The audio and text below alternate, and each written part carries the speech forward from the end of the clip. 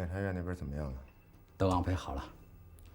钟先生，您真高明啊，逼着公平自己提出上诉，然后找人给他做伪证，再把破绽有意的暴露给检察院，这样公平方案不成，反倒罪加一等啊！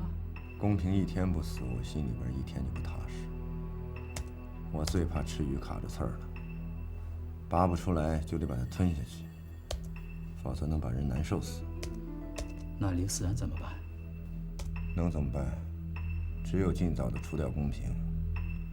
没有证据，谁都无法定我的罪，知道吗？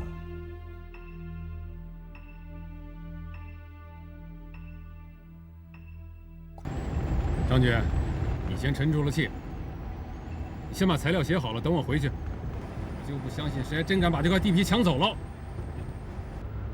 又是那块地的事儿。先把这块地收回去，给咱们一块郊区的，岂有此理！咱们这块地呀，可是个神经过敏的炸弹。陷进去了一位市长，一位公安局长，是这意思吧？绝不让步。市政府要决定了怎么办？据理力争。但愿他们能和你讲理呀。什么意思？官大一级压死人呢，更何况还有几个官僚。我是竹笋，再大块的石头，我也能把它掀翻喽。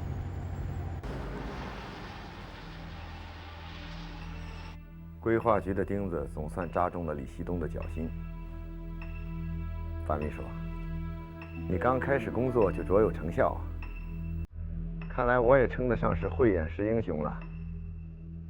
打起点精神来，都出来了，别老跟双打的茄子似的，老爷们儿啊！这次啊，是栽到家，他也是初来乍到，总得拿人开刀。什么叫杀鸡给猴看？这就叫杀鸡给猴看。话又说回来，也赖你自个儿，谁让你干事那么莽撞？这事儿也怪不得李局。朱局，换个位置想想，将心比心，我服。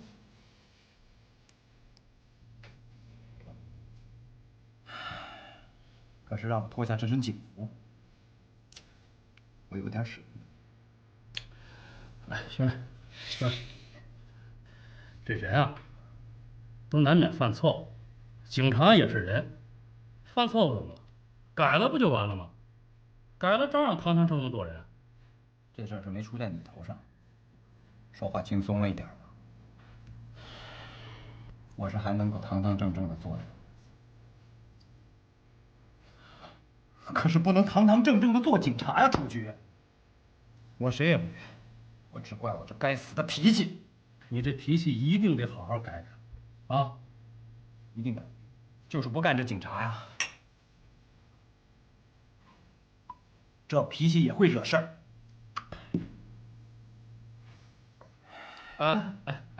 今天你少喝点，你不喝酒啊就无本事。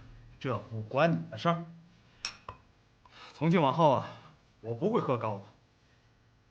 有句话叫“进口修身，齐家治国平天下”。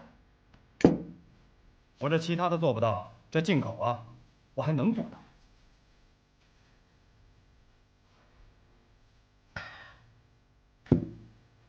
朱局啊，今儿喝完这酒，出了这门，我冷言要是再多说什么，你用手抽我嘴巴子，我冷言绝不怪。兄弟，你得帮我一忙。朱局，有事儿您尽管问。红梅歌舞厅那老板丁军儿是你同学吧？从小学到高中，他都跟我同一个班。不过这人品不咋地，我瞧不起他。这样，你上他那儿干去，摸摸他的底细。你别看那歌舞厅，那家歌舞厅绝对不简单，咱们有好几条线索，都是跟那儿断。江川市天气及空气质量市区天气晴间多云，风向偏东，风力2、3级，降水概率10%，最高气温。在丰达看来，永远不许说问题不是出在你这里。我这个球没进，是因为队员传球的角度太偏，这是理由吗？最厉害的销售是什么？那就是即使你把有问题的产品卖出去了，也得让对方感觉到责任在于他们。这就像你进了一个漂亮的球，还得让对方的守门员替你喝彩。钟先生，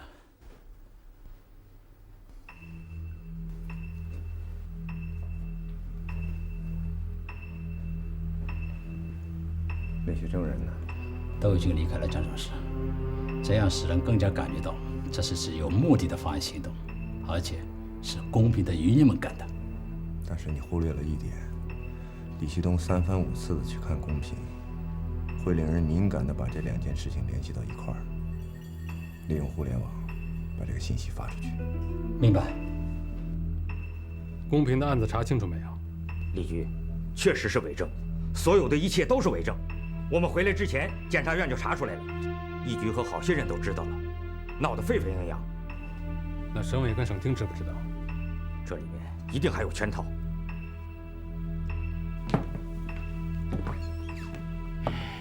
那您看，要这么说呢，这李旭东和公平就是一伙的了，啊，起码也是藕断丝连的关系。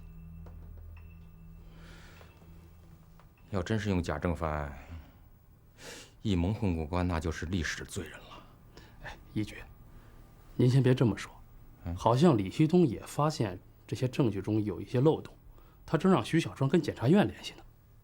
但愿他不是听到了什么风声，到检察院去走走过场。公平利用伪证方案这一事啊，性质是极为严重的，省委和省厅呢对此是高度重视。今天咱们这个常委会啊，主要就是研究一下这个事件，我希望大家畅所欲言。我说几句啊，我们有的同志对公平方案一事呢显得过于主动，名我就不点了。人是感情的动物，这话不假，但要是感情用事，可就万万使不得了。尤其我们是政府官员，是执法者，由于这个事情的出现，人民怎么看我们呢？现在弄到江川市，一提公安局长就色变。韩市长的担心很有道理。网上有人说，公安机关内部依然有公平集团的人，伪证事件就是他们一手策划的。这一传言嘛，我想我们应该慎重，不要听风就是雨嘛。对这一点，我想我不用提醒了吧？可无风不起浪啊，老百姓的呼声我们也不能不听。谢谢韩市长刚才没有点我的名。我跟公平过去的关系，我想大家都是清楚的。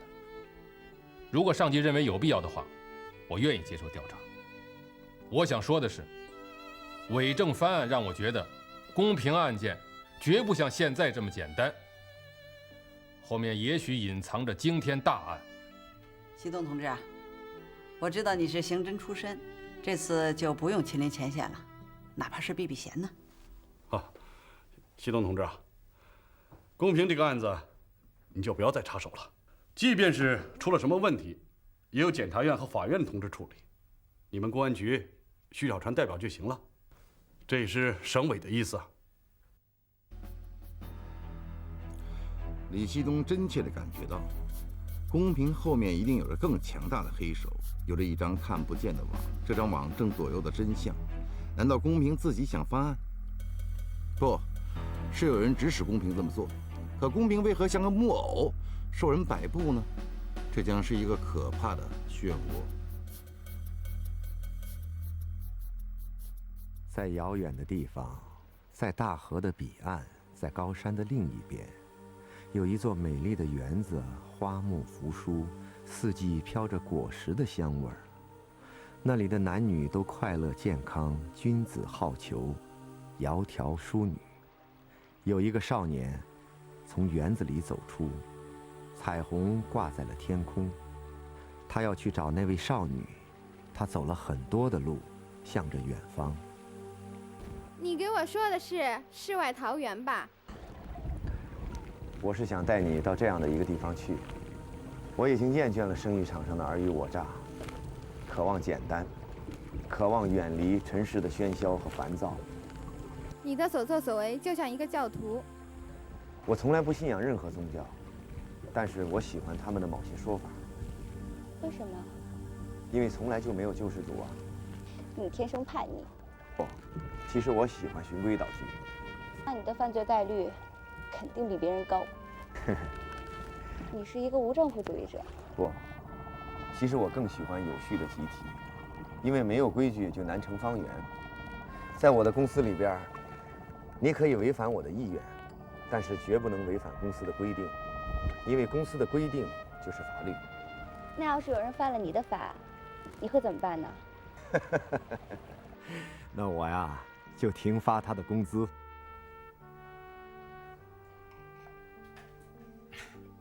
我们家路那么窄，你那个轿车进不来吧？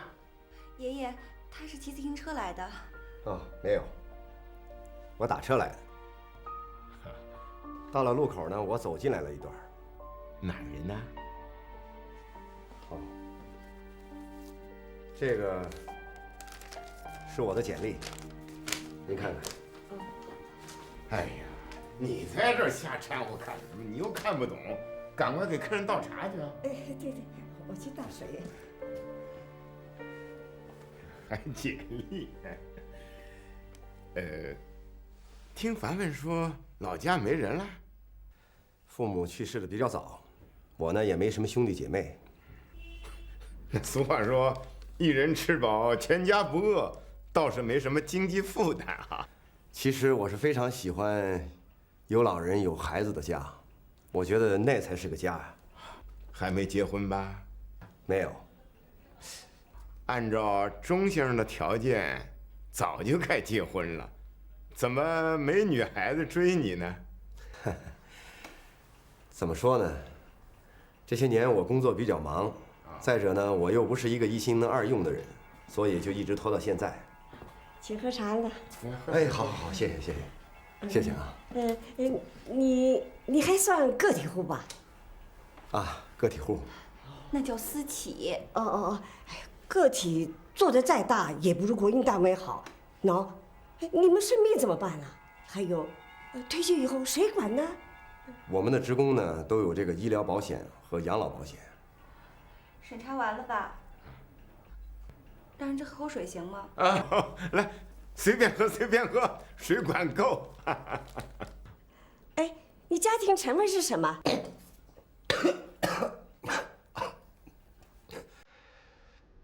贫下中农吧。在市场买的。好，大姐，请问你们订粉了吗？啊，然后呢？好，谢谢。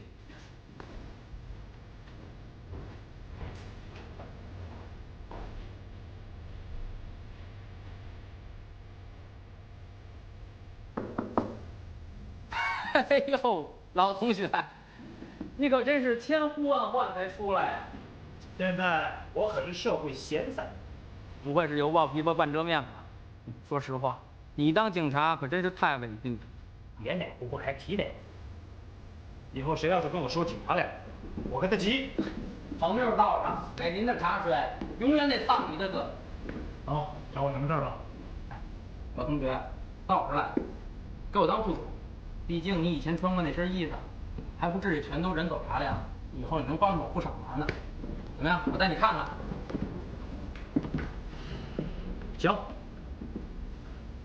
难得被人收留。好，那咱可说定了，一言为定。驷马难追。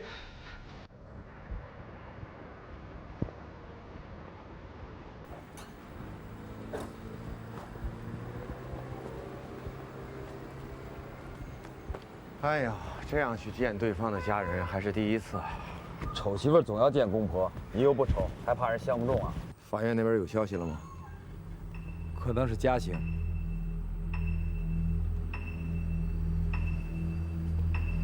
怎么不是死刑啊？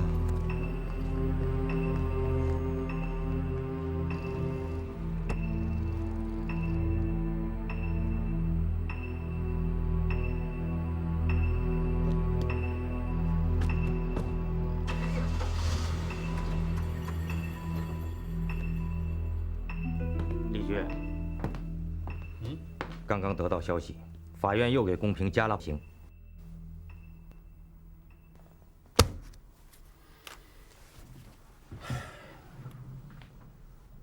他这一生算是全毁掉了。他为什么要这么做呢？我觉得另有隐情。他曾是个优秀的刑警，应该明白伪证翻案的后果，不应该对此抱有侥幸。如果你我的推断是正确的话，那又是谁能促使公平拿自己的一生做代价？他为什么？你为什么骗我？我怎么骗你了？感情，这么多年了，一段想抹都抹不去的感情。一个警察对囚徒的感情，我没骗你。你在骗除你自己之外所有的人，包括你儿子。我早就应该明白，你既然可以改写你自己曾经辉煌过的历史，你还在乎什么感情？谁在安排给你做伪证？谁指使你提出的上诉？这一切是受谁操纵？没有人。你现在是在骗你自己。你把我想的太复杂了，我只不过是对自由渴望罢了。你如果真能理解自由的含义，那就不应该隐瞒真相。你明天就可能收到加刑的通知。你对自己的生命浪费得过于大方了。我从来都不喜欢看皮影戏，我好像跟你说过吧。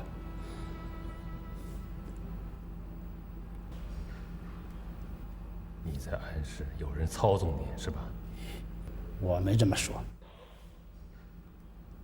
你从来就没有说过你不喜欢皮影戏，不喜欢昆曲，我知道。这儿的伙食怎么样？赶上饭点了，自己尝尝吧。我尝过，符合标准。我倒觉得有点委屈。你何止对伙食有委屈？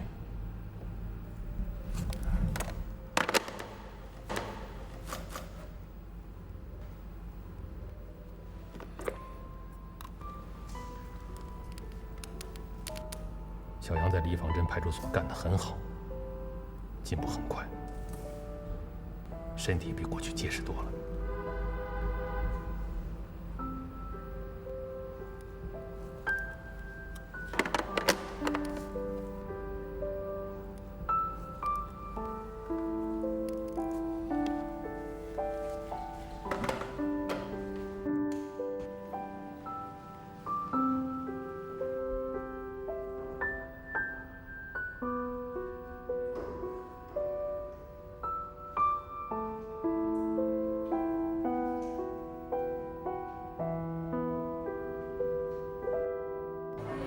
姐姐从小就这样，她父母都不在了。他不是你亲弟弟。我爸收养了她，我爸和他父母是同事。你不说还真没看出来。我没有妈妈，有的时候觉得我这个做姐姐的对弟弟有一种母亲的感情和责任。母亲是最伟大的。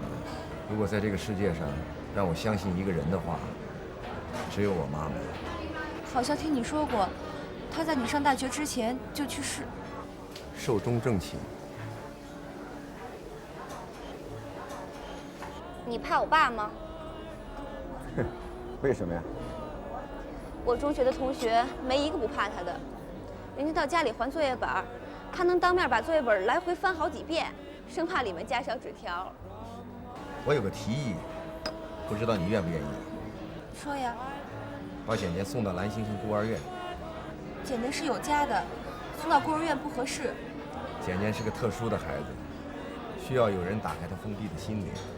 孩子最怕离群所居，他需要集体生活。你回去跟你爸爸商量一下。你说行就行啊。我是那儿的资助人。这指甲都长这么长了，要再不剪啊，万一劈了，那他要疼呢。还是我来吧。我来吧，打小就给他剪，剪习惯了呢。那，呦，奶妈，你还真以为我老了？不过看着他们一天天长大呀，我就一天天的老啊。到时候真有那么一天啊，他恐怕也就不让我见了，不好意思了呗。我呢，也就老眼昏花了。这个凡凡啊，凡凡一天比一天回来的晚了。怕就怕对有钱的男人花心。我最近一定得抽时间啊，找凡凡好好谈谈这事儿。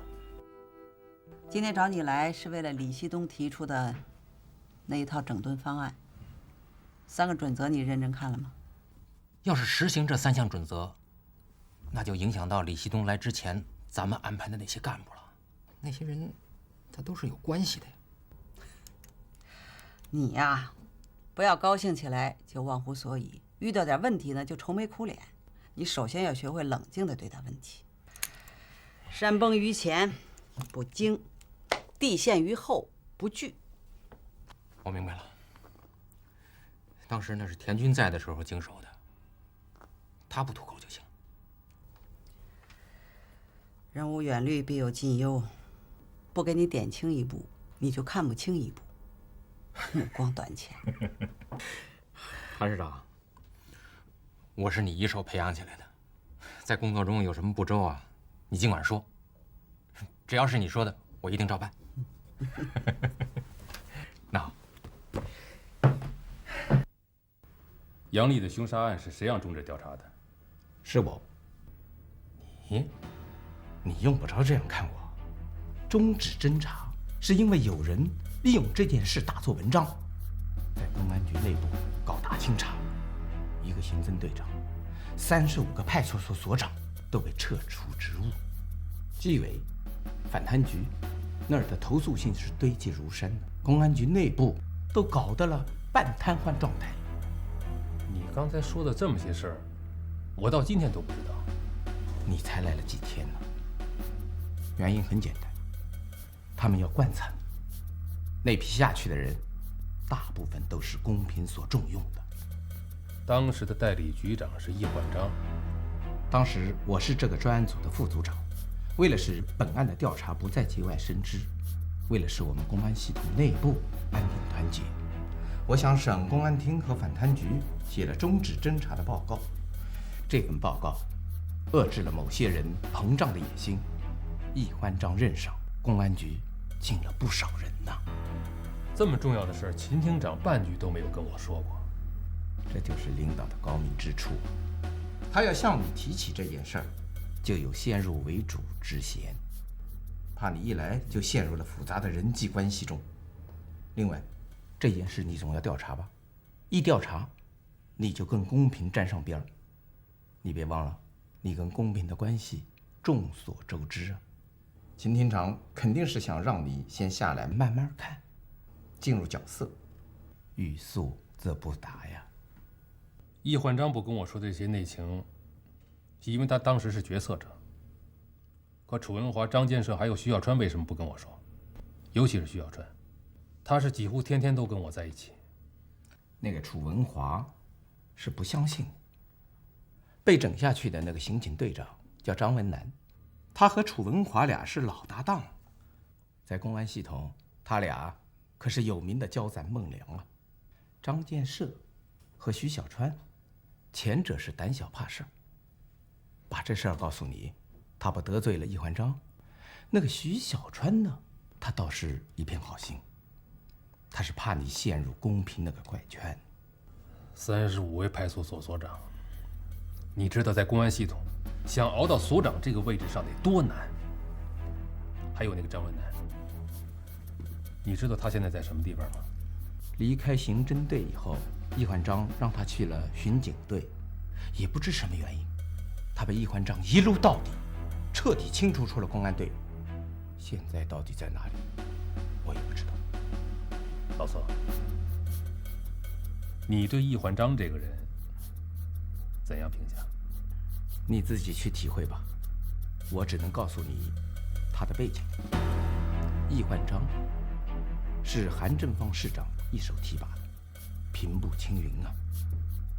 你的到来，无疑是给这一艘顺风船挡了一下。不管怎么样，这35位所长的事儿，还有张万南的事儿，我要一问到底。大手笔，确实是大手笔啊！这个建筑建立在市中心，肯定给江川人民提气呀。关键是它所能产生的经济效益啊。1层是纺织品服装，2层是小商品批发，3层是科技产品，4层是电器，5层专营化妆品，6层是快餐厅，7层是管理人员的办公室，8层是娱乐中心，9层是一个旋转餐厅，10层，也就是最顶层，是一个巨大的空中花园。每层设摊位800个，6000个商业摊位。韩市长，这样一个商业中心，如果真的能建成，光每年的税收就会超过1个亿。所以我非常有信心，先把它建成本市最大，然后是本地区最大，最后走向全国。好，非常好。我想问你，准备投入多少资金来运作这个商业城？10个亿吧。樊秘书那儿有丰达凯莱集团公司的投资立项报告，那里面有包括地税在内的所有资金预算。哦，地税。你想买下这24000平方米的风水宝地呀？你知道张仁义和龚平是怎么进去的吗？那块地就是他们2人的滑铁卢。韩市长，这24000平米的地皮，以前分别划给了公检法司等机关修建宿舍楼，可是这几个单位却迟迟没有修建。我觉得张仁义以前实在是太专横，胆儿太大，公然将这块地皮无偿地划给了富阳集团，置国家利益于不顾，那他当然要倒霉了。我们修建商业城就不一样了，它既能够带动整个商业的发展，又能增加江川市的财政收入，这是利国利民之举呀。再说，我们按照国家现行的土地管理法行事，任何人也无话可说嘛。韩市长，您要在任期内把这件事给办好了，这可是一桩很好的政绩啊。话虽这么说啊，可那几个单位的领导不好说服。他们应该顾全大局吧？市政府重新给他们一块地，以地易地嘛，对他们晓之以理，动之以情，我估计这问题不大呀。不过，这市规划局也在打这块地的主意。我听说，有投资商已经盯上了公安局那块地，并且正准备和公安局议地呢。他们已经跟葛局长接洽过了。不行，黄金地带的地不能零敲碎打。这样，你马上起草一份文件，内容是关于本市如何发展经济，搞好良好的投资环境。另外，文件里一定要说清楚，土地的使用要由市政府统一调整，一定要有说服力。另外，明天上午政府召开一个土地工作会议，要把市土地管理局、市规划局、城建局，还有市综合管理办、市环保局，通知他们的头头脑脑都来参加会议，8点钟准时开会。我这就去办。哎呀，这家里的饭就是香啊！钟先生大饭店吃惯了，以后有空常来家里吃啊。对，擦把手。宋简简去蓝星星的事儿，二老考虑好了吗？他们怕简简走了以后家里空。是啊，星期5才能回来，星期1了又要送走。他是去治病，又不是说不回来了。你们要想他的话，我可以把他接回来呀，我也可以送你们去看他呀。说是这么说呀，可我这心里边……治好了病呢，对大人、对孩子都有好处。简简总有一天要长大的，而且要一个人去面对社会。是，钟先生说的对，我们又不能跟孙子一辈子。简简挺老实的，别的孩子会不会欺负他呀？兰县是6·1投资办的，老师们肯定会照顾他。哦，简简。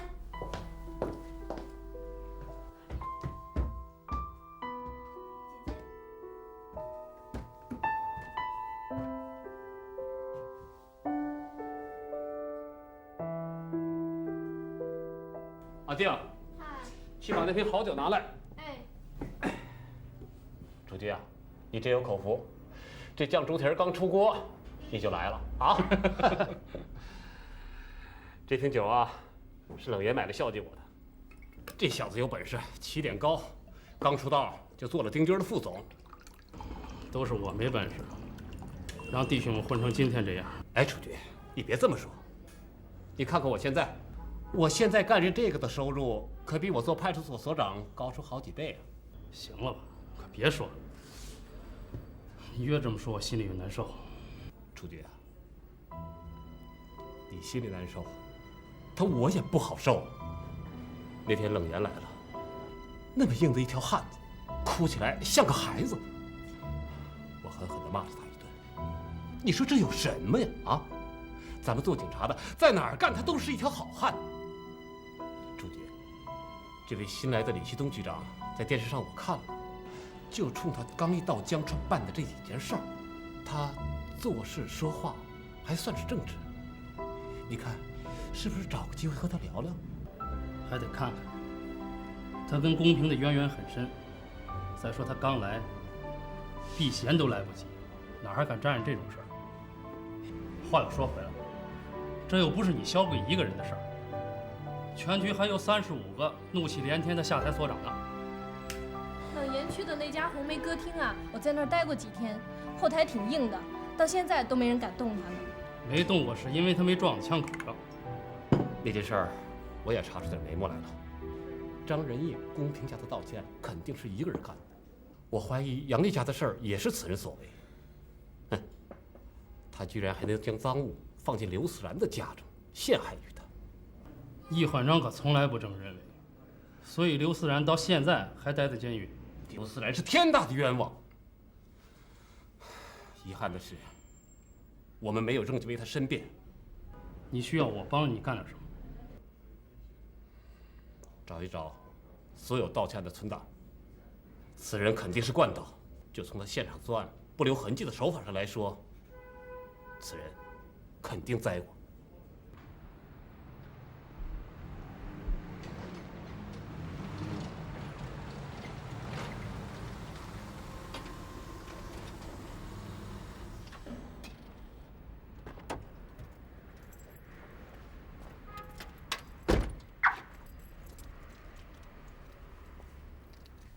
西东啊，这些日子啊，你是马不停蹄的在下面派出所里跑。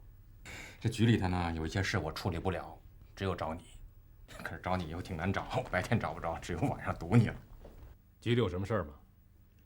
也没什么大事儿，就是有那么几个曾经被工作组处理过的派出所所长啊，到局里边找你，让你为他们申冤。哦，申诉的材料我给留下了。当时处理他们的时候，你是代理局长，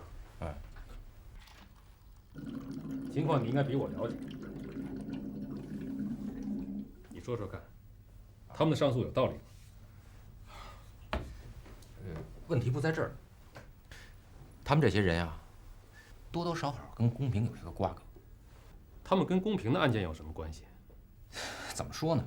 你说一点关系没有吧，说不上。你说有什么直接的关系呢？好像又没什么证据。当时处理这些人呀，主要是考虑到要纯洁警察队伍。哎，公平在任的时候很器重这些人呢。材料我先看看，等抽时间呢，我找几个人谈谈。如果对他们的处理确实过重的话，应该给他们纠偏。我给你敲个警钟啊，这可是个敏感的问题，闹不好就把你和公平粘在一块儿了。那你的意思？不予理睬，这是上策。中策呢是拖，下策是管。你是明白人。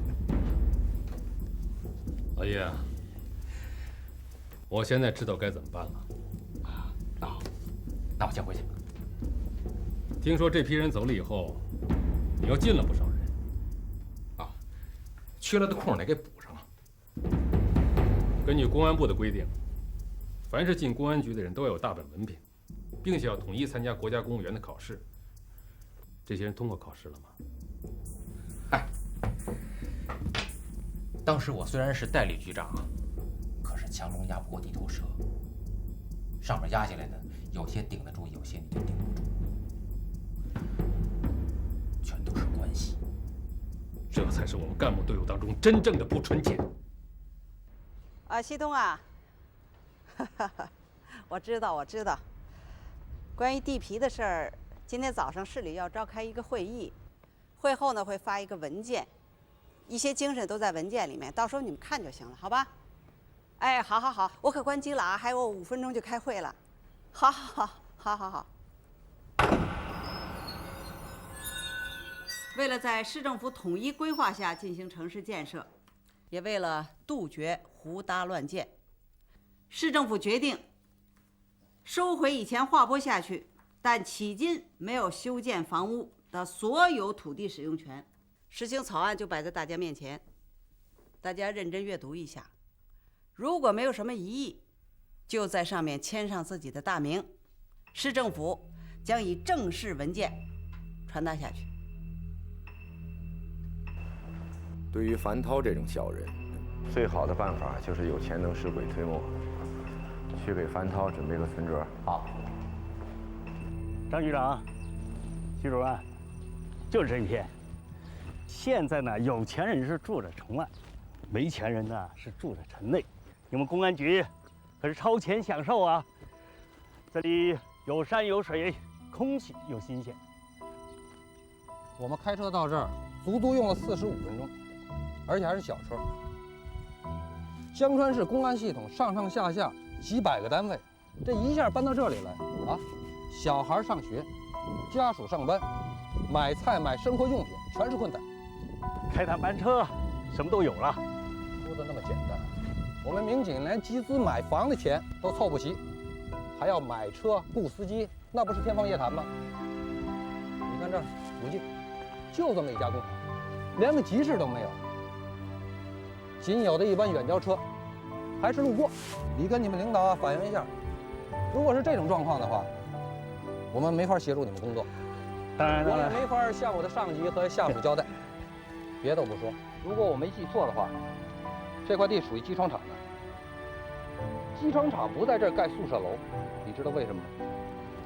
这是工业污染区。市规划局还有财政局，以及韩市长的批示大家都看了啊。老张统计的数字大家也都知道。现在有个新的情况，就是市规划局提出来要跟咱们换地。被换的这块地皮呢，离闹市区有15公里的路程，这恐怕关系到大家的生活还有工作问题。我想听一下大家的意见。这不是拿馒头换黄金瞎扯吗？这是欺人太甚。他这是欺负咱们没钱。好，既然思想统一，那我就谈一下我的看法。一，这地我是坚决不换。第二，立即成立建房小组，由建设任组长，从明天开始到各分局去收集集资款。第三，各分局还有派出所的领导必须在3天之内将确实交不起集资款的民警名单给报上。除了这些之外，我还有个想法，想听听大家的意见。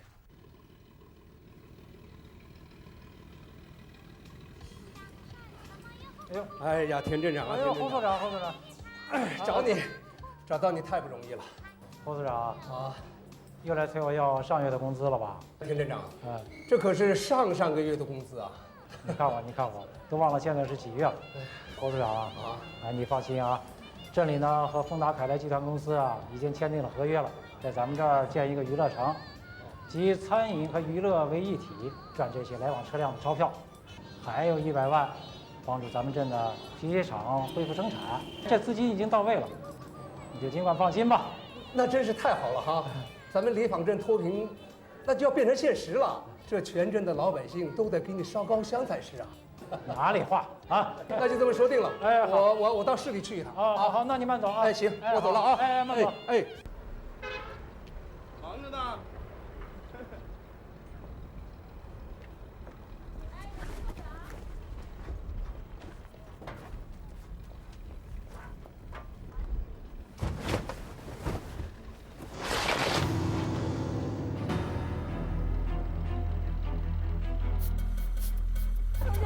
警察同志，有什么问题吗？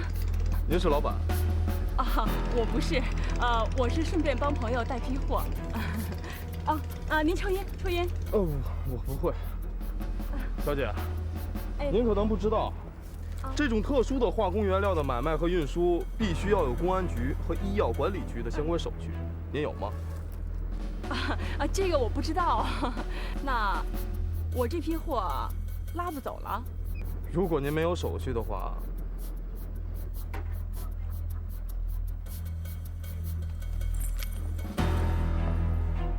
你把手机交给龚小杨。哎，警察同志，您的电话。找我呢？有人要跟你说话。我叫龚小杨，你是市局的易局长。喂，我们所长去市里了。喂，易局长啊，哎，您说话呀，我听不见啊。喂，这信号不好啊，易局长说话，喂，哎，信号不好，听不见。哎，我怎么听得清清楚楚的呢？哎，喂，易局长，他说他耳朵不好使，他不听啊，他还说非要准孕证才可以放行呢。那就先让他们开走，我来收拾残局。哎呀，关键他是开不走啊，局长。所长，李局实在是太忙，去开会了，叫我陪你吃顿饭。谢谢。根据你们里坊镇派出所历年的罚款数额和材料，结合我和李局在下面的调查研究，写了一份材料。材料的内容是建议地方政府取消执法有关的罚款，并按国家规定发放经费。你看一下。哎，谢谢局领导的关心，这样下边的负担就轻多了。这一现象啊，在咱们全市的县乡镇十分普遍。一个执法人如果在经济上受制于人，那么他们还怎么去公正的执法？对，这样容易让一些执法人员借机中饱私囊，损害法律的威信。还有一个好消息，市政府啊，准备在里坊镇搞大规模的投资，里坊镇马上就会成为一个新兴的小城镇。好吧，咱们的警校呢，每年的毕业生要拨给你们一批，是吧？充实你们的力量，也是为了里坊镇的建设嘛。真是太好了，这样里坊镇就大有干头了。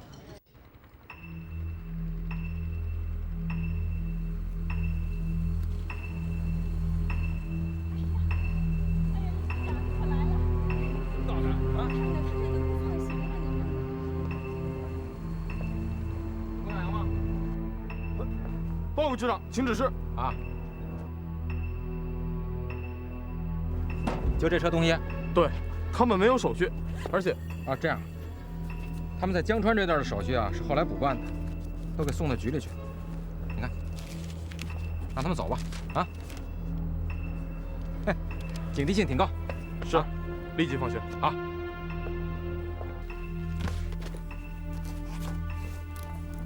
小赵。哎。一局联系上没有？没有，一时联系不上。这本地有关单位替外地单位开县运品转运证明，这到底是怎么回事儿？怎么回事？这说明咱易局长神通广大呗。那好，写出处理经过上报局里，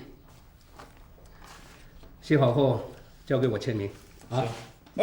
所长，这事儿是我独自处理的，我签名就行了，干嘛要您签呢？小杨啊，这个名一定由我来签。你还年轻，前途无量。可我呢，一天天的老了，在这个地方待久了，也习惯了穿小鞋儿，逆来顺受也不觉着怎么样了。可是有一点我没有失去，我从不违章操作。喂，小范吗？我是李希东啊。李局长，你好。我是无事不登三宝殿。你呀，找一位消息灵通人士，咨询一下，问一问谁准备在以前富阳集团的那块地皮上投资。你算是找对人了，这可是独家新闻啊！丰达凯莱集团准备在那儿投10个亿，建议做现代化的商业城。今天早上8点，韩市长已经召集有关登记的负责人讨论此事，与会者都投了赞同票。丰达凯莱集团，它是本省前几位的民营企业，董事长叫钟六一，是个公众人物，非常热衷于社会活动。我见过他。哎，西郊的机船厂你知道吗？知道啊，天天有工人上我们这儿来反映情况。反映什么情况？说他们的厂长出卖集体的利益，将工厂的土地廉价出卖了。知道卖给谁了吗？内情尚不清楚。你能不能帮我摸摸底线？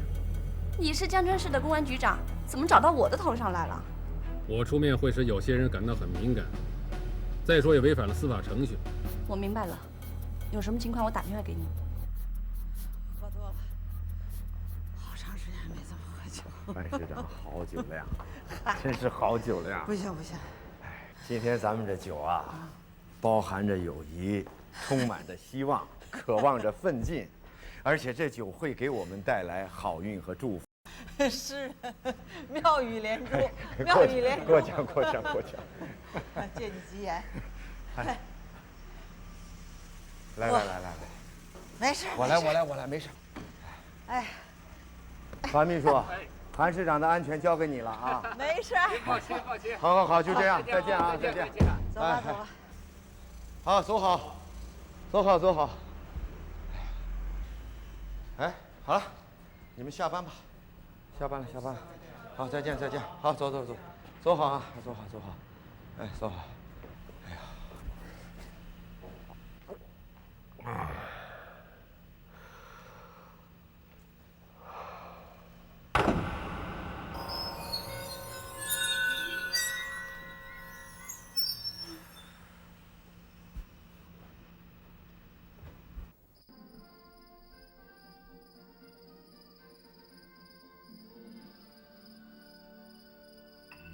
钟先生，韩市长今天真喝高兴了，不断的夸你。看来商业城的事儿有戏。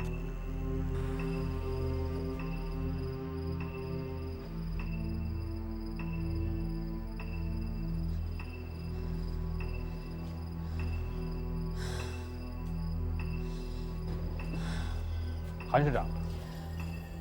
哟，启东啊，你怎么不打个电话？我打了，你手机一直关机。哦。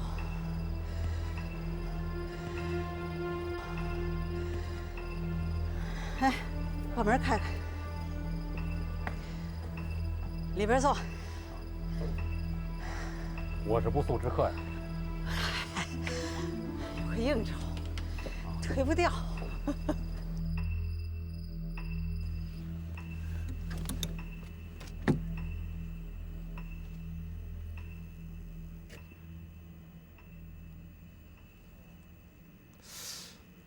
这个宋晴怎么连手机都关了呢？西东啊，划时代的大手笔，起码是在当地江川的商业建设可以再迈上一个台阶。韩市长，我今天晚上李记者，谢谢。我这么晚来找您呢，就是为我们局里头建房土地这个事儿。我们那块地为什么给换掉了？而且那是工业污染区啊，根本不具备居住条件，离市里又那么远，足足有15公里的路程，你这怎么办呢？是吗？啊，李局长今天晚上就为这事儿来的。我为这件事情等了韩市长整整1天。真是对不起，让你等了这么半天。韩市长，这件事儿很严重，我们局里的民警已经开始集资了。如果他们知道这块地给换掉了，我是没法向他们交代。来，小凡啊，来，把这个事情赶快记下来。明天早上的会，我亲自到日城上来。李局长，你放心，我绝不会让一个公安干警在有工业污染的地方生活。你放心。那好，韩市长，樊秘书，我告辞。没车吧？樊。哎。等会儿回家顺路把李局长送回去。哎。韩市长，你没事吧？我没事儿。走走。来，把李局长送回去。哎。好。那您留步。哎。那我走了。哎，走走。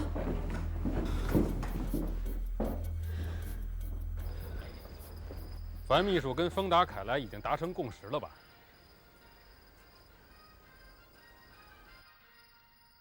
是丰达凯莱和市政府达成了共识啊。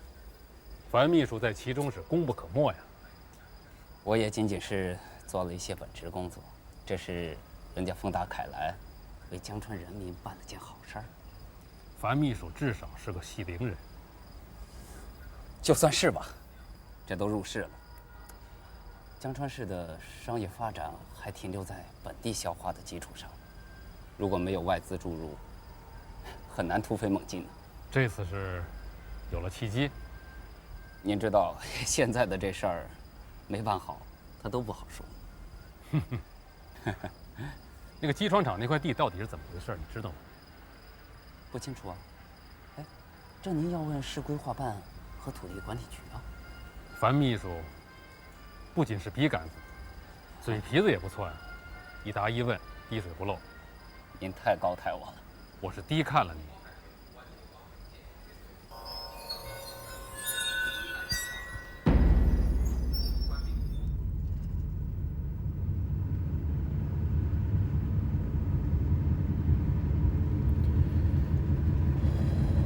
这对狗男女啊！你认为杨丽是被谋杀的吗？你想怎么处理这件事？我听说这个案件最初是肖贵经手的。肖贵现在已经被开除公安队伍了。什么原因？您真想知道？我应该知道吧。开除他的原因就是因为3年以来他一直在照顾一个偏瘫的老头，而这个老头的儿子是一个有名的盗窃犯，就是肖贵抓的，后来被判了死缓。有人检举说是肖贵收了这老头的钱，再加上他跟龚平的关系，所以就……肖贵跟龚平能有什么关系？您说他能有什么关系啊？公安局长跟派出所所长的关系呗。我把话说白了吧，就是因为有一些人想利用这些莫须有的东西来排除异己，就这么回事儿。这些材料是肖贵搜集的，还是你自己？您想听真话还是假话？当然是真话。这些材料全是肖贵搜集的，当然其中有一些我帮他核查过。虽然他现在不穿警服了，但是他依然在调查那些没有被侦破的案子。可能你会说，他得了职业病。我在你心里头就这么混蛋吗？那您现在敢不敢跟我一块儿去见见他？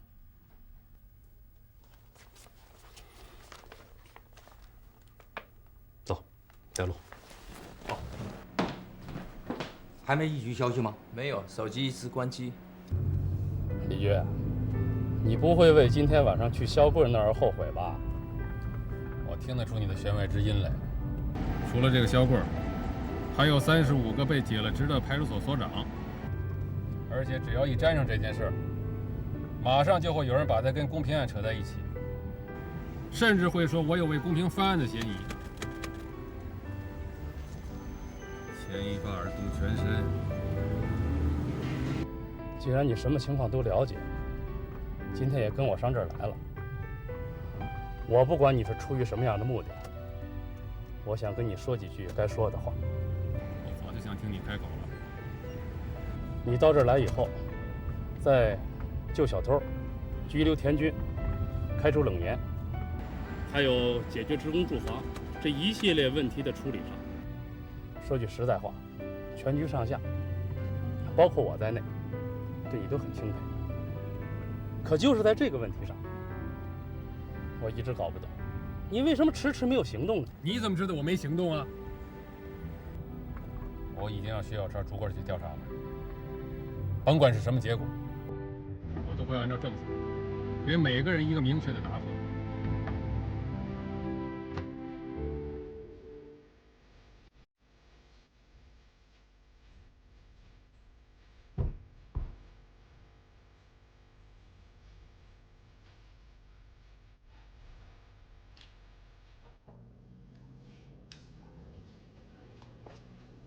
老肖，哟，爹，你看我把谁给你带来了？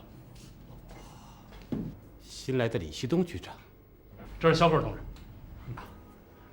你好，李局长，你好。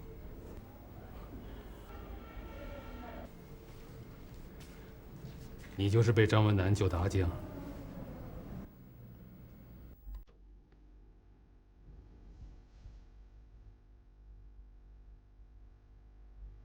那我就不客气了。无功不受禄嘛，你刚好相反。你是物有所值啊。我怎么听这话这么别扭？话糙理儿不糙。男人这一辈子，要的就是这个值儿。哼，董总，这不会有事儿吧？放心吧，存的是你老婆的名字。好。听说过那句话没有？夫妻本是同林鸟啊。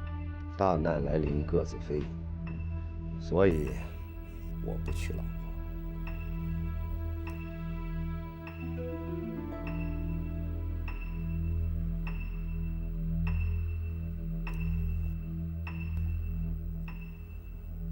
李局长、张队长，他的确冤枉呀。坐一次。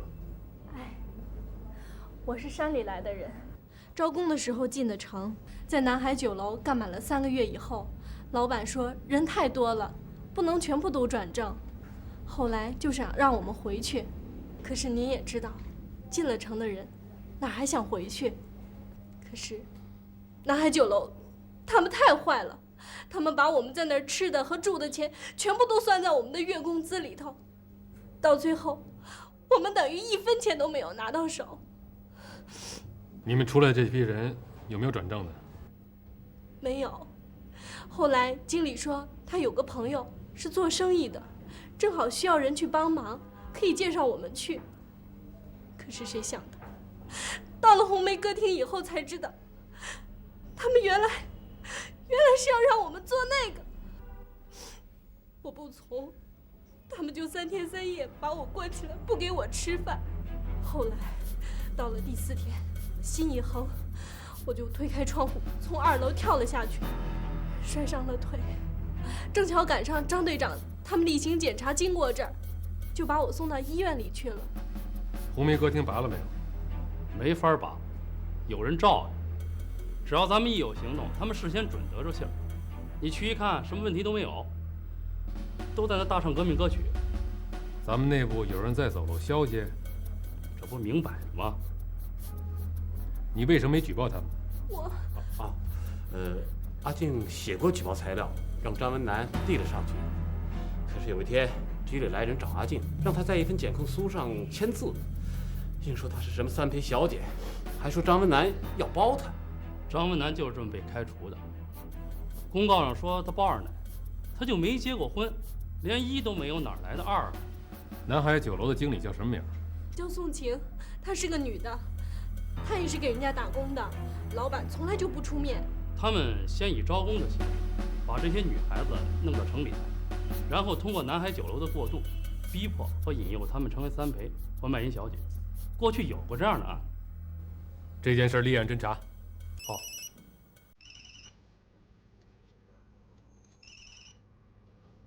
来说，推举，我今天看到的市长的秘书樊涛，他和一个生意人在包房呢。对，没有找小姐，看上去不像是搞腐败。啊，我已经记下了从樊涛来的那个男人的车号。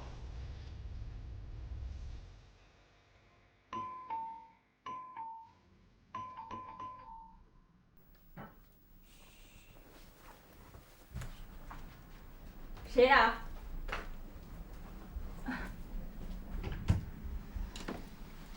啊，龙叔。为什么手机不开，房间电话也不接？董事长叫我，我马上就来。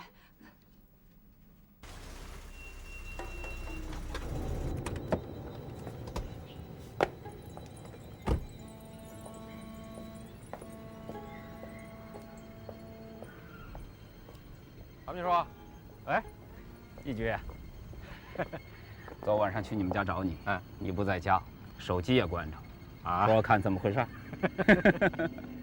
哎，樊秘书啊，那天多亏了你帮忙搞出了证明，才解了我的围啊，我可得好好谢谢你。啊，拿什么谢我？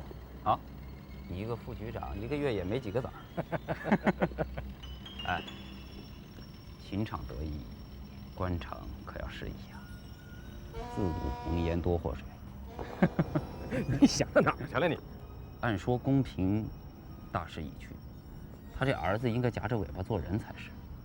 可就这么一个小小的警察，刚分的里坊镇，啊，居然不把你这义举放在眼里。你想过没有？这说明什么？说明什么？这说明有人在身后撑腰啊！你为一个女人的事儿亲自出面，这可是犯了大忌的。李希东要抓着这事儿做文章，你就吃不了兜着走。江川市公安局不是李希东的。张文南和35名派出所所长这事儿，李希东要是把他这事儿翻出来的话，你这公安局的副局长，你的基业可就一下子给掏空了。不敢。我想李希东目前起码不敢。呀，公平啊，就是一个大泥潭，谁沾着边儿，不是陷进去，就得沾一身泥。你就别再存这种侥幸心理了。好，你今天找我来是干什么？换地的事儿你知道吗？知道。我们局党委已经开会讨论了，不换。哎，你别走啊！换地这事儿，你一定得支持。这是市政府的决定，这事儿关系到江川市经济发展战略的大局。你，那韩市长是什么态度？我再重复一遍，这是市政府的决定。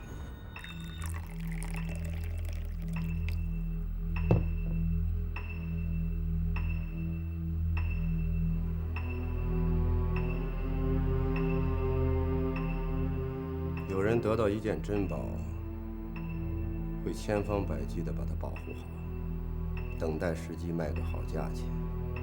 但有人千方百计地要把它毁掉，为解燃眉之急仓促出手。你大概属于后一种人。我想知道，你是要男人，还是就要那个男人？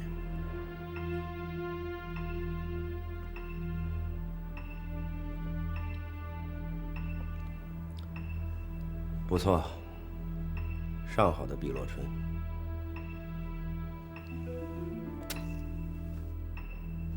现在还有价值吗？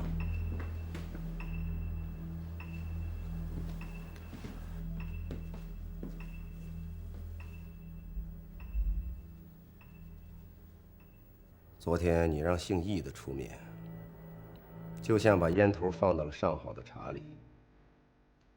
我用了3年的时间才把它捏在手里，你却一夜之间为了贪图一时的床笫之欢，将一切毁于一旦。知道吗？在中国，要想整倒一个干部，往往先从男女关系入手。别人避之不及，你却主动亮出你的7寸。我要他做的是横弓母箭，不是你那个小舢板。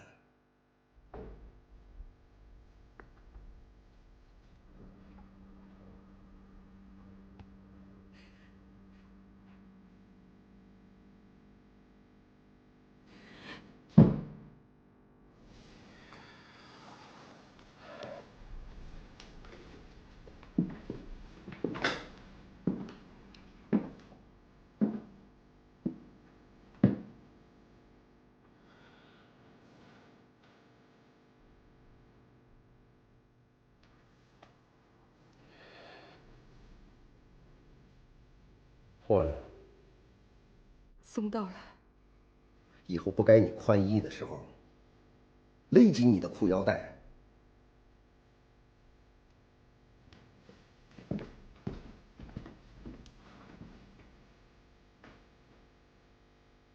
从现场所有的特殊痕迹来看，这小子用的是钢片撬动锁内弹簧的开锁方法。张仁义、公平、杨丽家被盗，进刘思然家，可以确定是一个人干的。我查了咱们市10年内发生的盗窃案，发现了跟本案相同的作案手法。案犯叫王坤，江川市人，4年前在省城落网的。他曾经在全国10几个省市流窜作案，盗窃金额上百万，绝对算个江洋大盗。后来被判了死缓。3年前他已经越狱潜逃了，现在被列入全国网上追捕逃犯名单。派他去偷的那个人就是那只幕后黑手。先不要公开立案，免得打草惊蛇。南海酒楼和红梅歌厅要秘密进行调查。我的直觉是，绝不像卖淫嫖娼还有坑蒙拐骗那么简单。李局，你还是形形本色。当年我跟公平啊，就跟你跟张文南一样。哦，对了，张文南那个事儿先不要操之过急，我先把30位所长的材料上报省厅再说。要是这样，他们总算有个盼头了。李局啊，一晚上没有一局的消息，他没回家，手机也没开。开会的时候再重申一下纪律吧。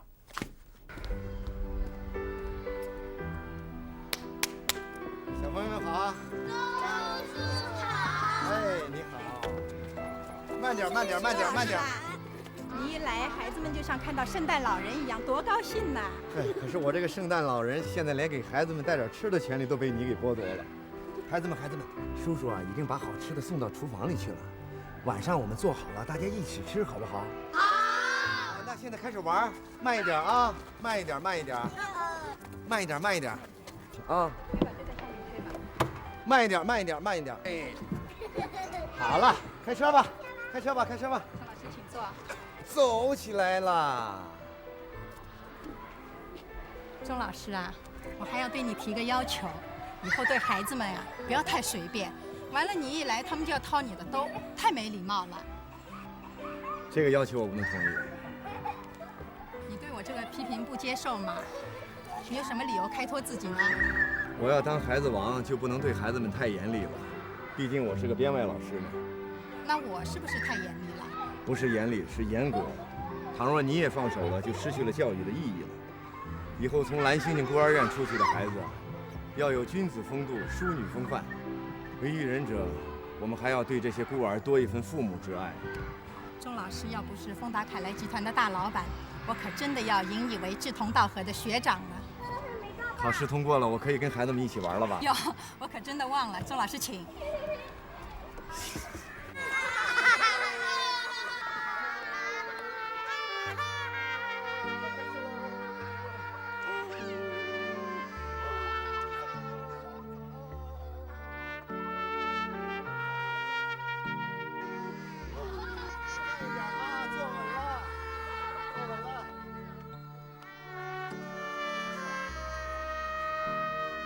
还有一件事要跟你商量，有个孩子要来这儿，他不是孤儿，但有些自闭。蓝星星本来就是你资助的，这件事啊，你不用问我的意见。那不行，我虽然是这儿的老板，但你是老师，我得尊重你啊。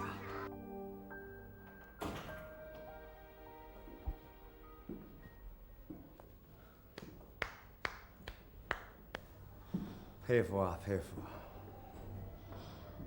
不爱江山爱美人，何况宋晴还不是美人，充其量是个半老徐娘。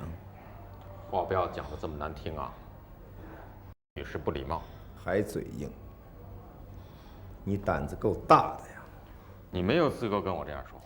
我会让你知道我有资格的。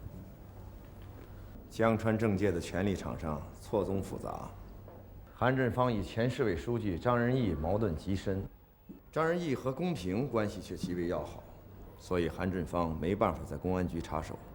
张仁义、龚平东窗事发后，韩振芳如愿以偿地登上了市长的宝座，开始形成了自己的小圈子，并把你安排成为公安局常务副局长，正积极活动为你扶正帽子。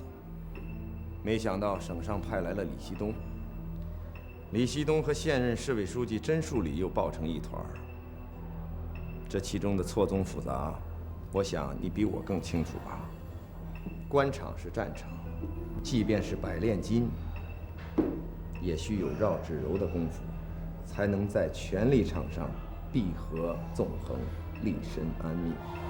请你不要再说了。即便是他韩振芳有天大的本事，你自己不努力，也是个扶不起来的刘阿斗。李希东要排除异己，公安局的几个常委，头一个就是你。别人避之不及，你却主动投怀送抱。你说你让我，前苏联派出的所谓燕子，不知道毁掉了多少外交家、军官、政客。而在美国，平时你没什么事情，一旦你想竞选总统，对不起，你的政敌会搜罗出你的一夜情或者是一次婚外恋，使你的选票大跌。你真的不要再说了。你说我有资格吗？你可以到大学里边去做讲演了。我一直是他们的客座教授。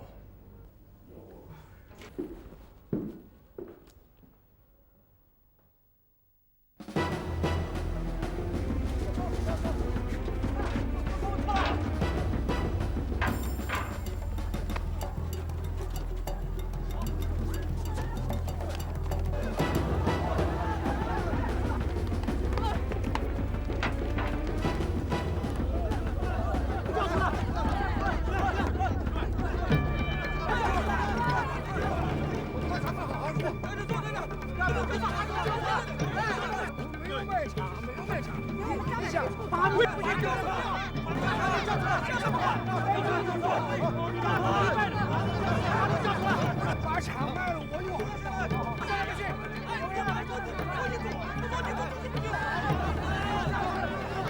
马上开车去上课。放手啊你们！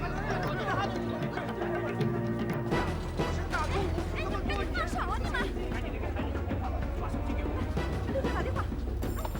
喂，刘主任吗？工厂围了好几百人呢。对，我们被围在车间里了。市政府的，我是台新闻部，机床厂发生紧急事件，厂长被工人囚禁了。我们台的2名记者前去采访，也联系不上。简直胡闹！马上通知公安局。待会儿等公安局的车来了，一块儿再走吧，坐警车安全点。不用，我相信工人阶级的觉悟。易局长吗？哎呀，我是樊涛啊，韩市长让你马上带人赶到现场。喂，是公安局吗？我们台的2名记者在机床厂采访，联系不上了。哎，楚局啊，好，是吧？哎，您说，楚局啊，马上集合你的人，赶到机床厂去。出什么事了？工人们闹事啊，把厂长和电视台的记者都给绑架了。韩市长已经赶过去了，我先过去。咱们在平息事件的时候，一定要保证市领导的安全。不是，我现在那些人都撒在外头，一时半会儿回不来。那是不是需要动用武力啊？不是还有一支机动部队吗？那个机动部队是等会儿应付突发事件的预备队。这还不算是突发事件吗？快去啊！快去！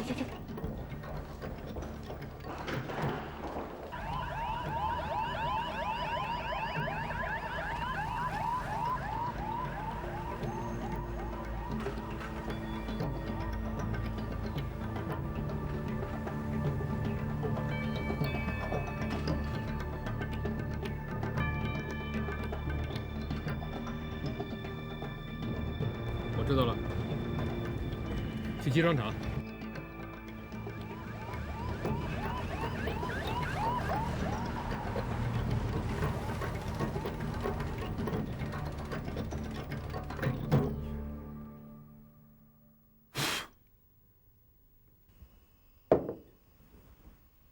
《论语》有载：“孔子入太庙，每事问。”孔子有多大的学问啊？万事师表，都保持着谦虚的态度。你可倒好，黄豆大点的业绩就不知道自己是谁了。满招损，谦受益。你马上给我离开丰大开来。钟先生，能不能再给我一次机会？谁给生命一次机会啊？钟先生，警察开进机床厂了。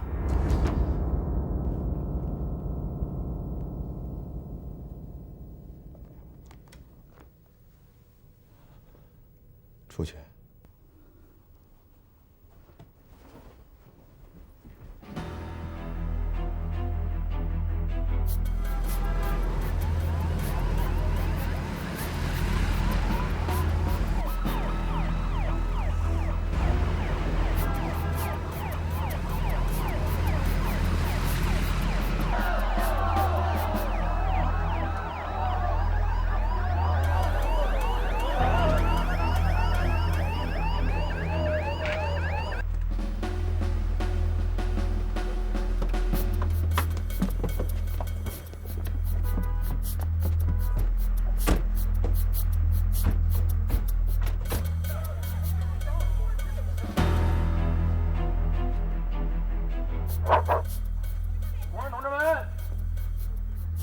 警告你们，3分钟之内请解散，放出人质，否则后果自负。现在开始计时。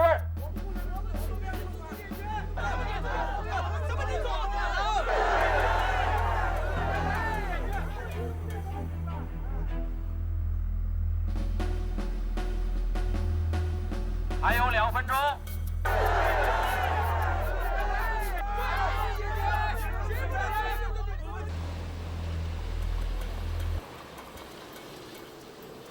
还有半分钟。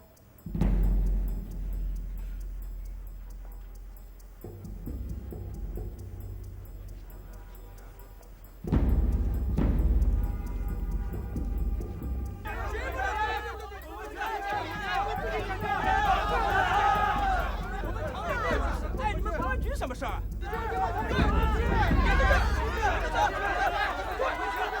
这家伙刚才被看多了吧？坚决不走！坚决不走！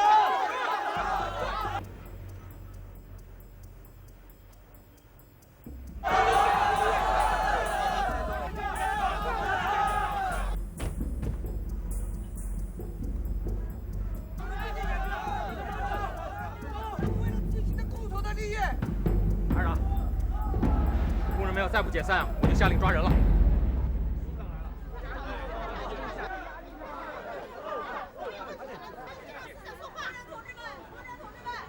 我是江川市的市长韩振芳，你们私自扣押厂长还有2名记者，这件事情无论如何是违法的。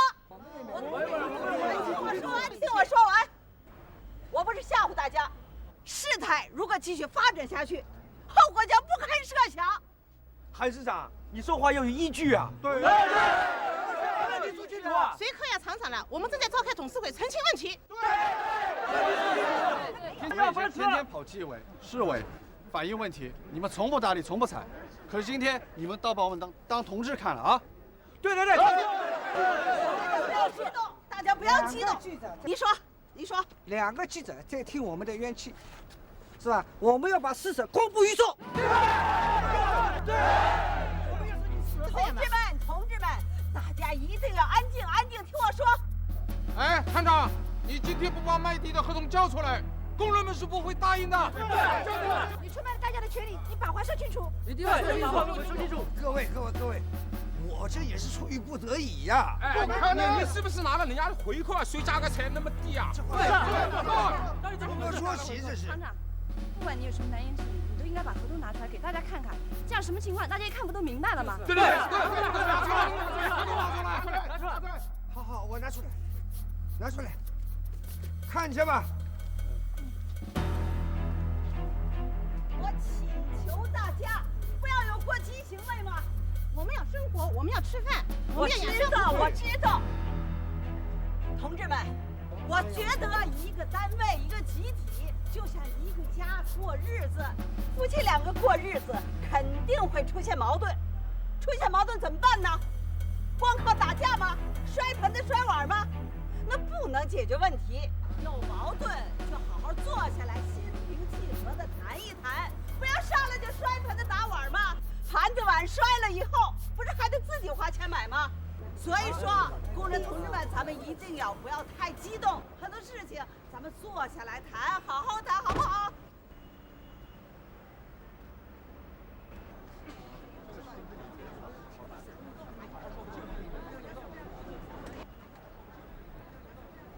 全体民警请注意，我是李希东，现在听从我的命令，全体后撤，往门口集合。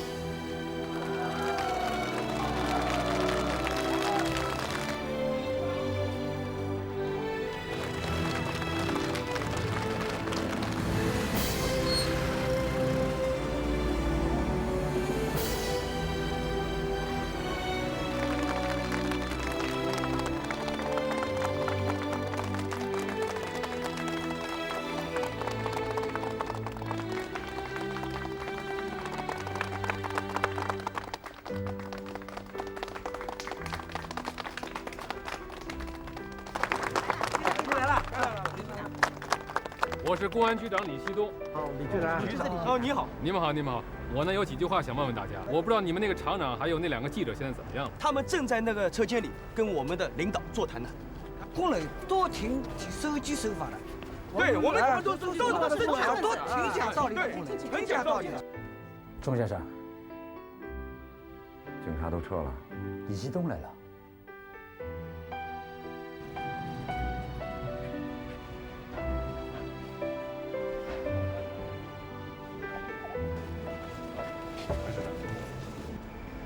一切都是由这纸合同引起来的。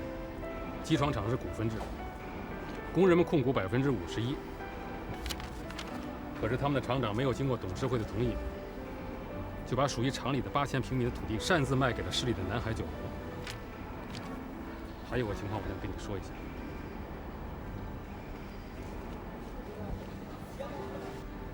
机床厂的地，规划办为什么换给了我们公安局做建房用地？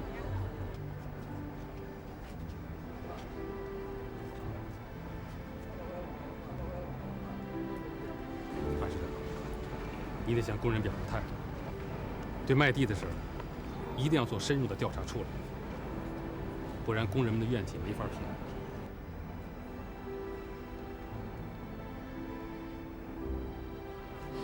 工人同志们，我代表政府向大家表个态，政府一定把这件事情彻底查清楚，而且要把调查的结果通过媒体公布于众。以求得大家的监督，请大家放心。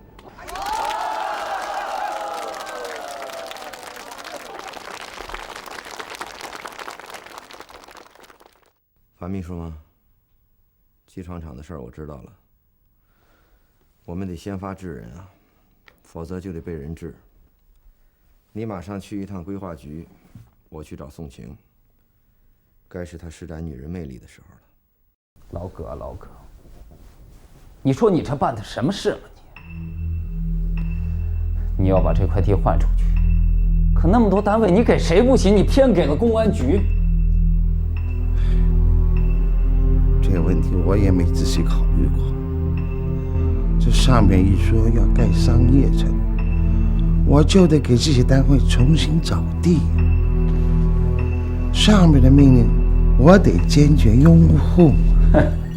坚决拥护？你坚决拥护也得看看对方是谁嘛你。公安局得罪你了？不，是我得罪了公安局。这下可好，我跳进黄河也洗不清啊。我看这样吧，你先把责任往那厂长身上推，其他的事儿拖着再说吧。能拖过去吗？我给你出个主意，你去找个高人。无法无天，胆大妄为。有的人就是想利用我统一规划城市用地的机会大捞一把。异地，他们假借这个名义，便宜的买进了郊区的地，换出去了城里的地，钱呢，却搁进了自己的腰包。对于这种蛀虫，我要不好好整治整治，我就白当这个市长了。韩市长，您别生气，幸好没有造成损失。造成损失还了得呀！你马上打电话把李旭东请来。您看是不是让地管局的土地稽查大队先去查查看？不用，我就让公安局查，而且让他当大案查，一查到底。只要查出问题，我就让纪委反贪局出面联合办理。还愣着干什么呀？快打电话去啊！哎，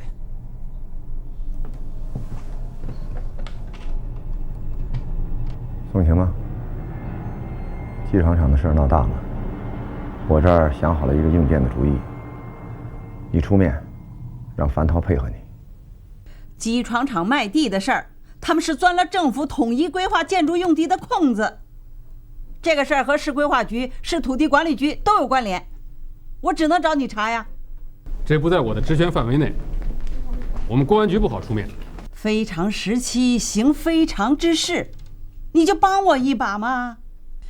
我就怕再发生类似富阳大案那样的案子，一块地扯进多少人呢？张仁义被枪毙，公平被抓入狱，你一定要当成大案来查，一定要查个水落石出，不管查到谁，该抓的坚决抓，绝不手软。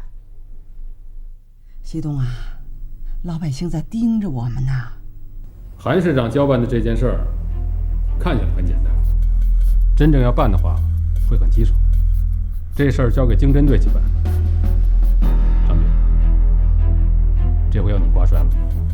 放心吧。买方是南海酒楼，卖方是机床厂，可规划局呢，却把这块地划给了咱们公安局。奥妙就在这儿，这是本案的症结。张局，兵贵神速，防止他们销赃毁证。我们马上行动。一决，你补充一下。该说的李局都说了，要查就查个彻底。老张，先对涉嫌人员进行24小时监控，免得节外生枝。谢谢各位提醒。李局，我请求重申一条纪律：对于局党委成员，24小时无论在哪儿，都必须向局办公室通报。散会。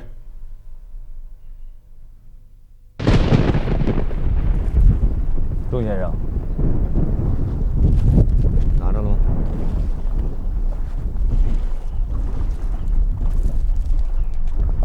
王坤过得怎么样？他都快憋死了。他说呀，再这样东躲西藏下去，他宁可回监狱了。他连续跑到张仁义、公平、刘思然的家里边去作案，立下了汗马功劳，但是难免不给公安留下破案的线索。让他躲一段时间，全当冬眠吧。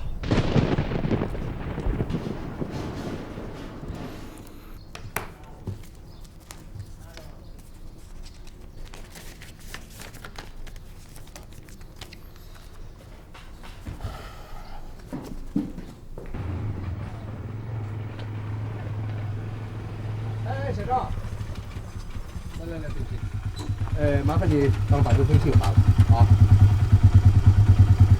记住了啊。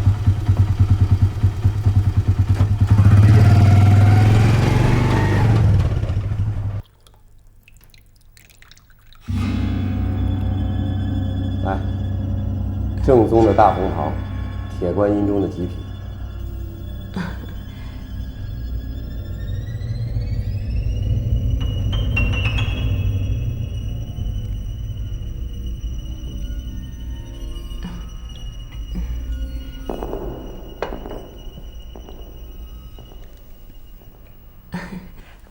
谢谢董事长。你呀，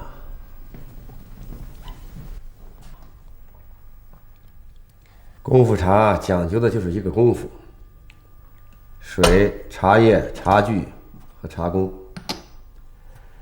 日本人酷爱此道，当然了，这都是中国人的习惯。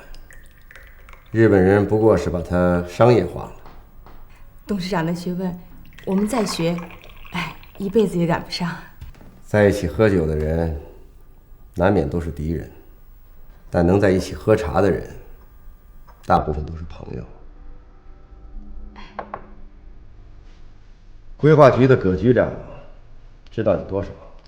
南海酒楼的经理，除此而已。你和他交往还有谁知道？除了房涛，没有其他人。交换地的事儿，合同是跟规划局签的，还是他本人啊？和规划局签的，一地一地，我们还补了差价。补了多少？每平方米500元，8000平米补了400万。钱是怎么给的呀？按照合同要求，汇到对方指定账号。他私人的那50万是怎么给的？送的卡。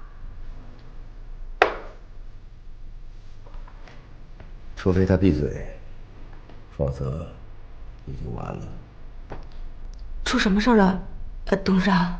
机床厂的工人闹事儿，韩市长火了，正在气头上，下令公安局清查此事。那我们怎么办啊？唯有自救。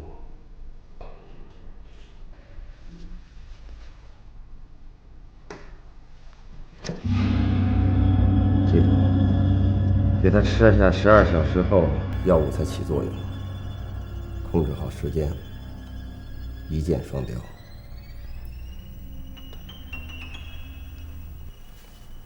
他不死，你死。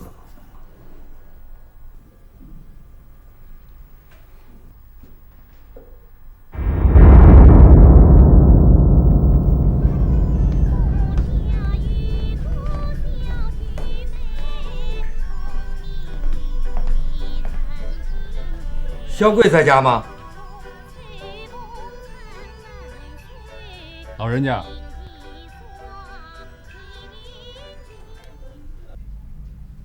肖贵住这儿吗？你们是他找的记者吧？啊？找他的人呢，都是记者。嘿嘿，这套鬼把戏呀，骗不了我。记者同志啊，别上他的当。他口口声声说要伺候我，伺候我，可是他背地里呀，却要我100块钱一天的劳务费。你们是媒体，要如实的报道，可别上他的当啊！老王头，你看你又误会了不是？他们绝不是记者，跟媒体也沾不上边儿。你的话呀，他们也不明白。不是记者。不是记者，就滚出去！李局长，徐主任，咱慢点谈吧。老头啊，药和水我给你放桌上，别忘了1个小时之后吃药啊。还有啊，气大伤身，别动不动就发火，好不好？呸！鳄鱼的眼泪。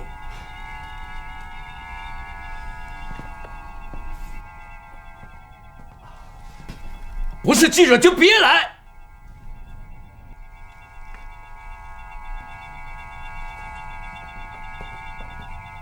哼！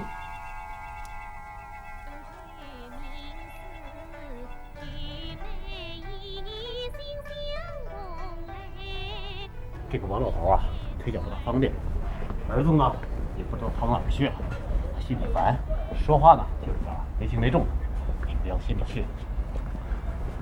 难为你了，老肖啊，你伺候这个王老头有3年了吧？可他呢，还是在诬陷你，这又何苦呢？为了他，不但丢了所长，还离开了公安队伍。谁指证啊？就是这老头儿。其实啊，谁都知道这不是真的。工作吧。好，再见，局长。多注意身体。啊。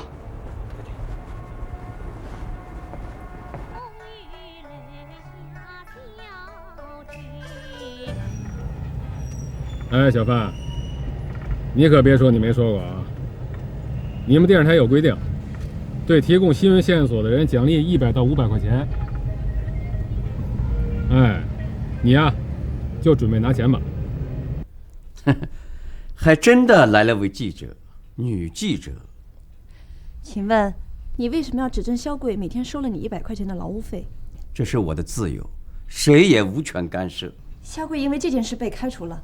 难道你的良心就没有半点愧疚吗？良心？没有，良心多少钱一斤呢？我买。你真是天下最没良心的老头！什么？你骂人你？我要是男的，我还打你呢！老爷子，又发脾气了。这是我们所里的肖所长买的东西。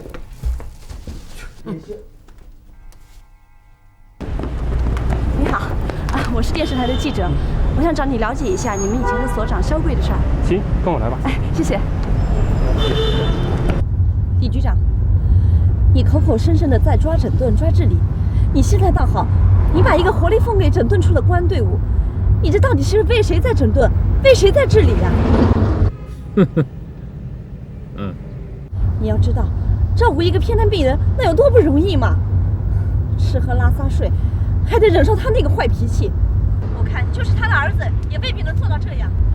李局长，希望你别犯官僚主义的毛病，替肖贵主持一下正义吧，否则天下所有的好心人都会寒心的。宋强，赶快把那事儿办了，第一时间销毁赃证。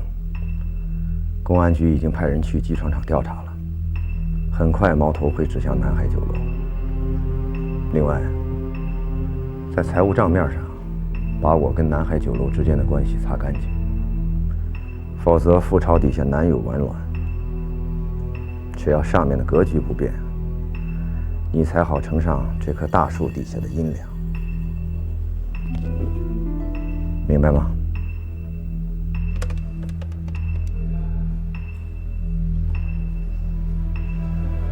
喂，你在哪儿呢？我今晚有事儿啊，先挂了。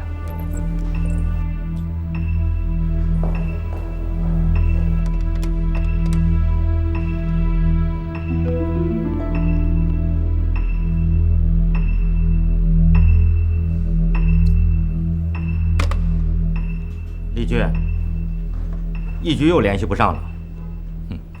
看来这刚宣布的纪律又白费了。哦，有一封李坊镇的来信，署名有你亲戚。好，我马上就来。主人，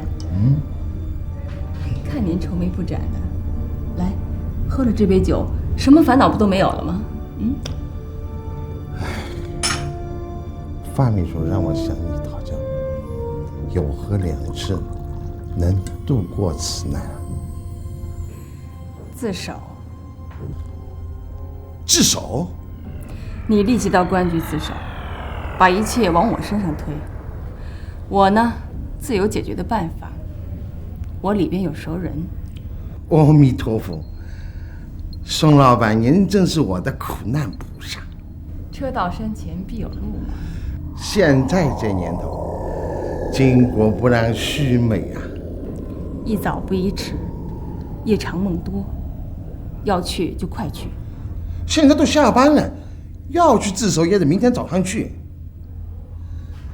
我说宋老板，您真是个尤物啊，能使男人宽心啊。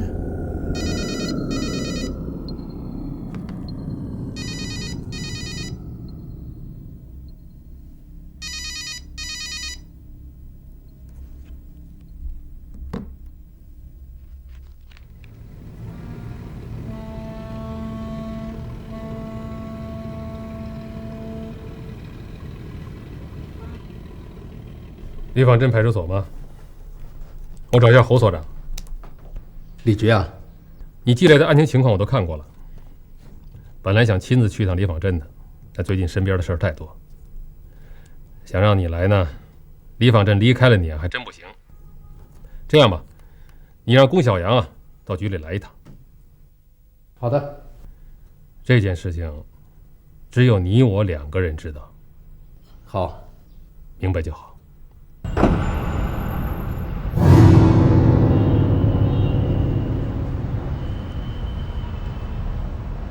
李局长吗？我是李希东，你给我查一辆车。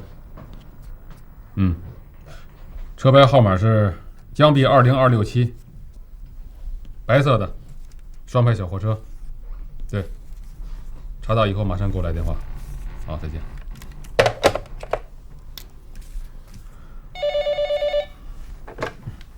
喂，葛长林来自首了。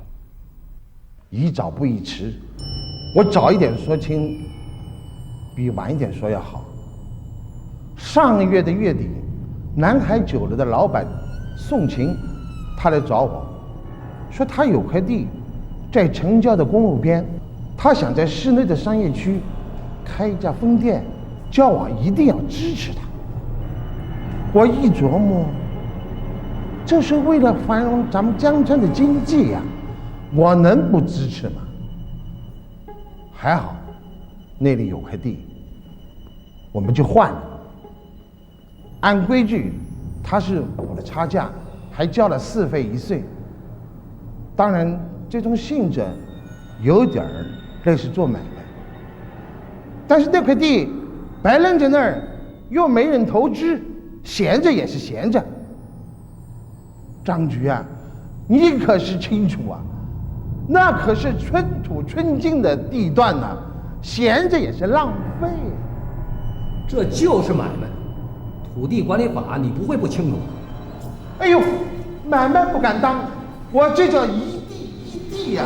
你这是巧立名目钻政府的空子，这就是你一个规划局局长该干的事吗？我这不是主动来说了吗？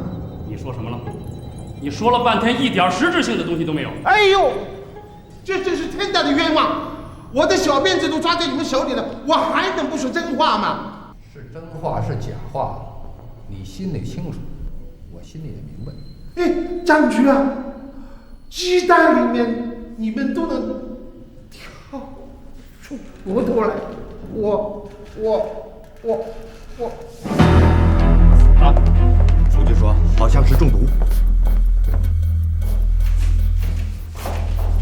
我们一直审着，没发现什么异常现象，这突然就躺下了，他会不会有什么毛病啊？张局啊，你们没揍他吧？怎么可能呢？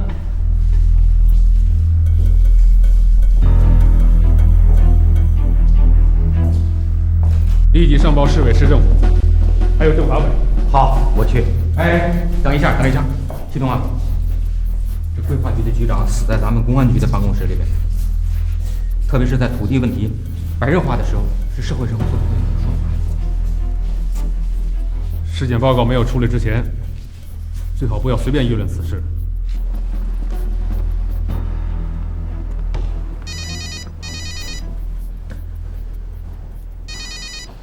喂，樊秘书，葛局长死了。好啊，死了就好。好，那就这样。哎，再见。你猜谁打的？谁？樊秘书。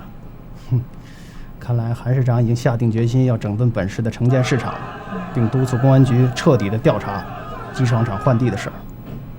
你盯着公安局，我盯着土地局和规划局，咱们给他来一次轰轰烈烈的连锁追踪报道，绝对震惊全市。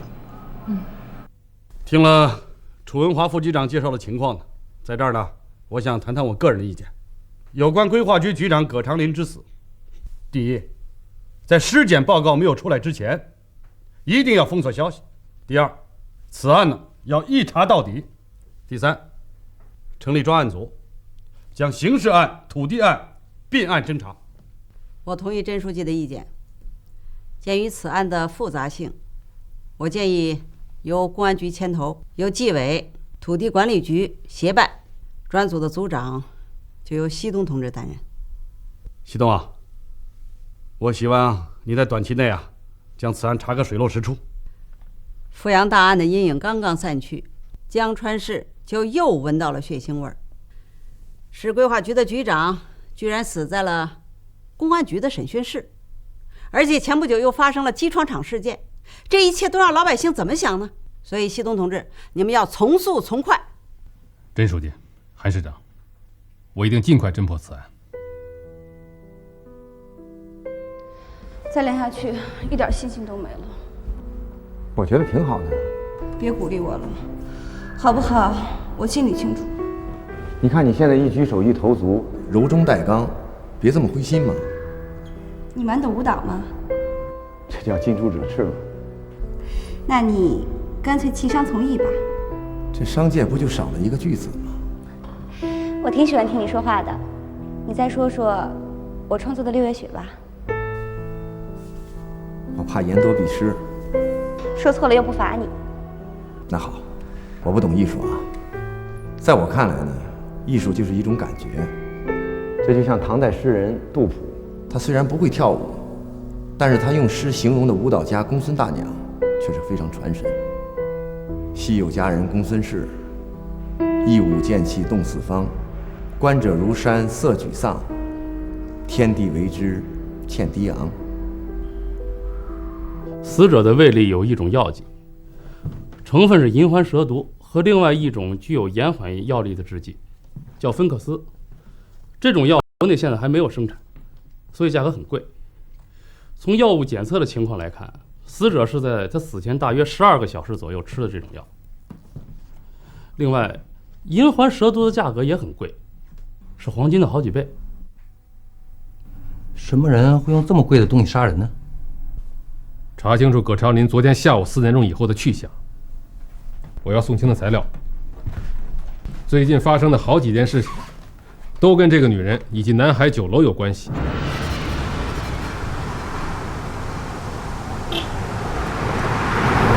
我们有好几条线索都是在红梅歌厅那儿断的，正好冷岩跟红梅歌厅那老板丁军是发小，所以我就派他上那儿去卧底去了。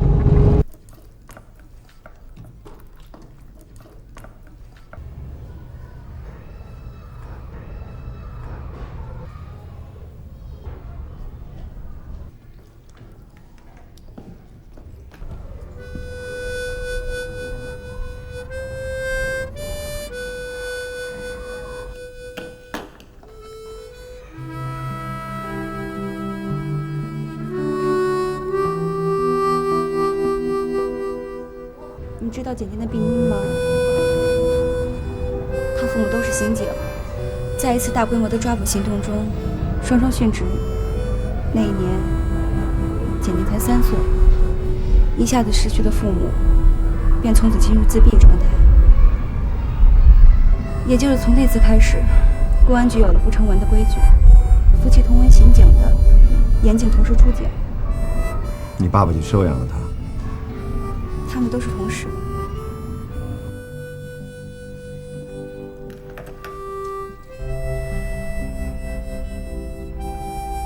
谢谢你，还在继续工作。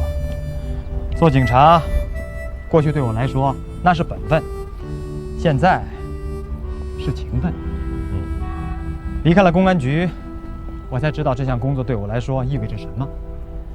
除了做警察，我是什么都不想做，我也不会做。你这几句话呀，我理解。凡是当过警察的人啊，全有一种挥之不去的情节。对。哎，那几个小姐的来路查清楚没有？查了，多数都是从南海酒楼里出来的。他说的情况跟阿静说的一样。哎，冷岩，你回去一定要好好查查，这帮小姐在离开你们红梅歌厅以后到底上哪儿了？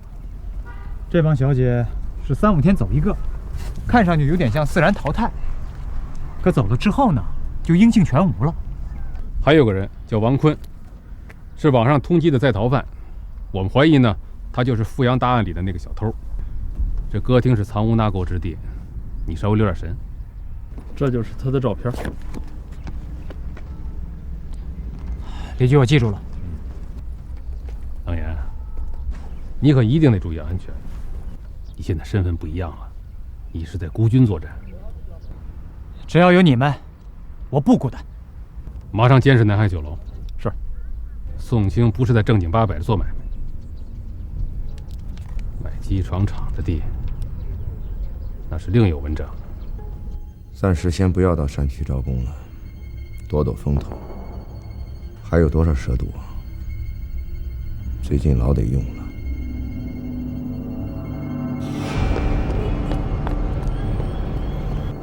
她是七仙女啊！一顿饭的功夫你就把自己给卖了。原来规划局的葛局长答应过我们，把地卖给宋晴以后，他在市区给我们调整一块土地。你也信？针对异地一事，电视台不是在做大型的连锁跟踪报道吗？那就把葛局长死在公安局审讯室的消息透露给他们，我要让这件事情在江川路人皆知。公安局这回也一定盯上了南海酒楼。先让宋晴去跟他们周旋吧，周旋不过，只好丢卒保车了。那宋晴，好。天哪！这已经公安局这就是了！仲裁的时候还得有活人，这一回来大山来吧。李局，这是规划局局长葛长林的老婆，因为他家里的事在这闹事儿。问不出问题就把人给逼死。小川，你去处理一下，把他带到局办公室去。好。看过来奔看像什么？大山上走吧，咱们里面不要胡闹了。我是公安局法制办主任，有什么话站起来好好说。跟你们为什么说？你们还我男人！你们把他给逼狗逼死了，就是你们。是谁说你丈夫被公安局行刑逼供给逼死了？这还用说吗？这不是明摆着的事实吗？你们给我做主啊！你丈夫的尸体检验报告已经出来了，他是被毒死的。你要是不信，我可以带你去看看。我不敢！1个月前，我们科研所被盗走30克研究用的蛇毒，报案了吗？报了，还没破呢。当时是谁来出的现场？是龙湾派出所的同志来的吧？他们怎么没报上来？规划局葛局长之死肯定是公平余党进行报复，所以我希望你在全市这个范围，所有牵扯到公平这个案子的，一个一个进行排查，限期破案。葛长林之死谁是凶手，应当从证据出发。作为一件刑事案，应该让警方按办案的程序进行。刑事案？对。我希望你注意被害人的身份。葛局长是规划局的局长，他的死恰恰是在换地这个当口，又恰恰是在公平方案失败之后。谁都知道，江川市的地皮是个非常敏感的问题。当初不就是因为一个地皮的事儿，揪出了张仁义和公平犯罪集团吗？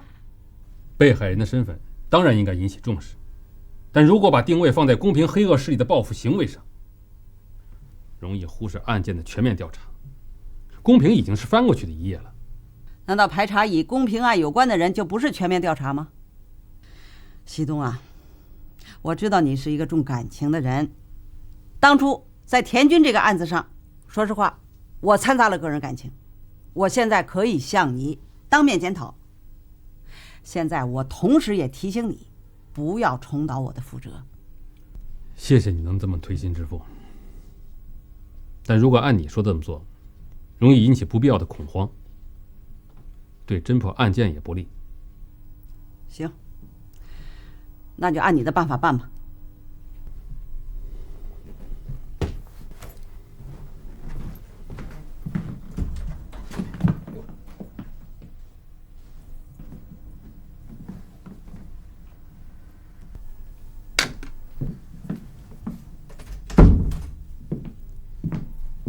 韩市长，李希东是不是又有什么想法？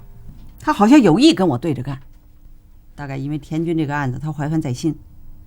可释放田军也是司法程序决定的呀。再说了，田军也因为这个背了处分呢。这事儿不能由着他想怎么干就怎么干呢？你也得想想办法。你的意思是让易焕章替换李希东当专案组组长？楚文华主管刑侦，应该找他合适。好，李局，我马上回局里。啊。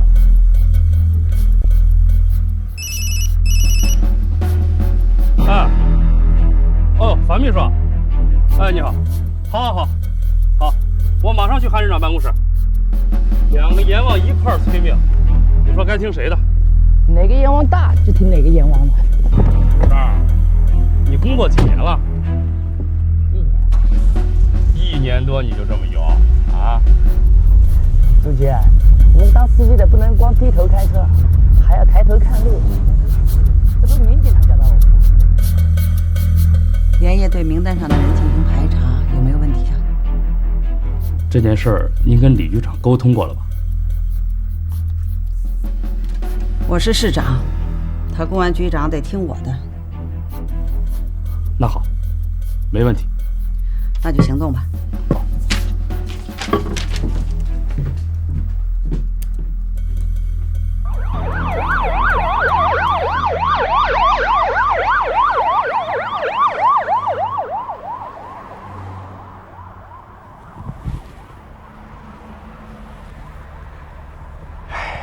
龙叔啊，这警笛声对于我来说就是美妙的音乐啊！好，走。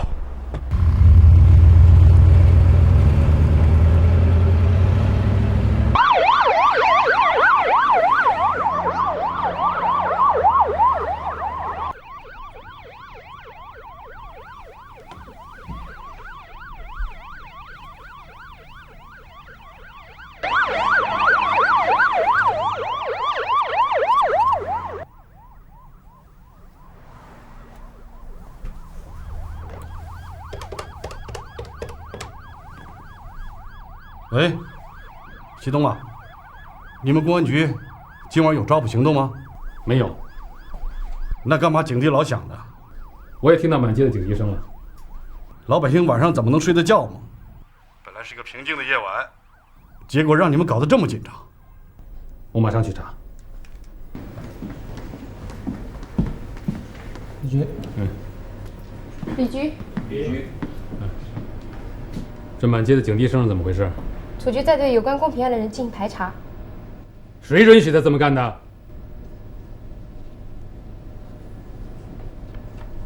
通知楚局，把警笛都关了，然后来我办公室。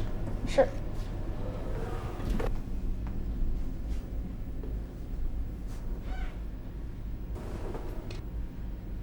娟子，你们女警全都留这种头发？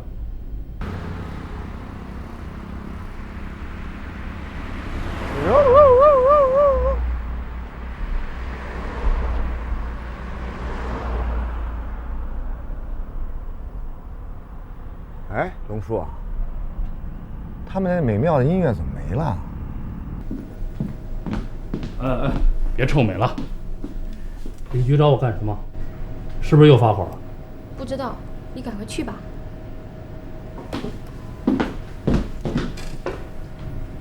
我的长头发糟蹋了，我要是男的也留板寸。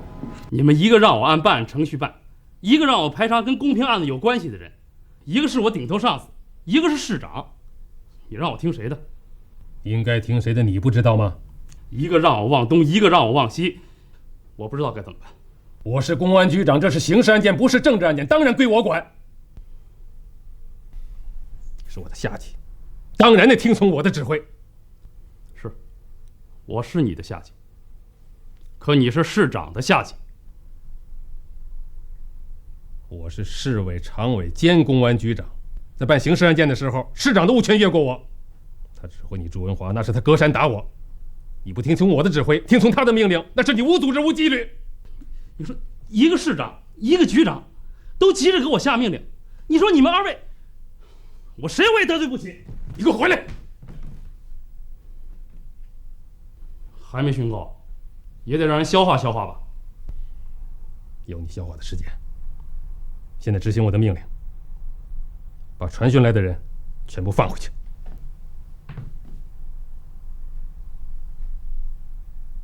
执行命令。是。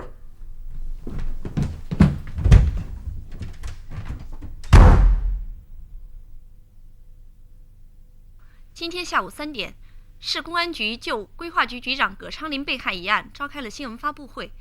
葛昌林，男，50岁，大专文化，江川市人，生前任江川市规划局局长，于近日被害身亡。市公安局专案组希望广大市民提供有关的破案线索。各个组的情况都介绍完了吧？我谈一下我的看法。几种迹象表明，这是一起精心策划的谋杀案。这个案件的背景很特殊，作案者是精确地计算了时间的，而且设计了一个很大的圈套。这就表明已经有人知道了市政府要调查换地这件事儿。一来是杀人灭口，以免牵出内幕；二来呢，就是在换地问题上牵扯上咱们公安局。葛昌林就是在自首的时候死在了咱们公安局的审讯室里面，这样就可以把疑点引向我们，在舆论上造成对我们公安机关的不利。一箭双雕，这一招够恶的。根据我们的调查，葛局长下班以后有一段时间不知去向，当天晚上他也没回家，据说是去了一个娱乐场所，接触的人也比较多。你们跟宋清正面接触了没有？还没有。按照过去的安排，他是最后一个接触对象，所以到现在我们一直还没有碰他。马上正面接触。好。另外，我们在对全市生产和使用蛇毒的单位进行调查以后，发现1个月以前，市科研所有30克蛇毒被盗。当时龙湾派出所出现场调查以后，并没有及时的把这个案子报上来，这严重违反了关于重大案情必须在案发后24小时上报上级机关的规定。那个所长我已经见过了，在咱们民警队伍当中啊，鱼龙混杂，有些干部素质太差，我建议严肃处理。可问题是，像这种人是怎么进的咱们公安局？警官先生，我可是遵纪守法的公民呐，按章交税的呀。去年我还被评为纳税大户呢。那你为什么买了集装厂的地去换？这规划局葛局长说，商业地区的地皮不能买卖，只能以地易地。我们也没办法呀，只能按照他说的话去办。他说的话就是政策嘛。你们补了400万的差价给规划局。宋经理，这张发票好像有点问题。我怎么没看出来呀？这张发票我要拿回去鉴定一下。为什么？有疑点。疑点？我是财会出身，我怎么没看出来呢？请你相信公安局。好吧，那你写个收据给我。我会。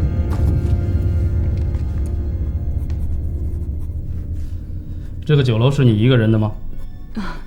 哪儿啊？几个老板凑的股。一来呢，是给自己找个吃饭的地方；二来呢，这公司每年迎来送往的，餐饮费高达几十万，还不如啊，从左口袋的钱拿出来放进右口袋里，这叫肥水不流外人田嘛。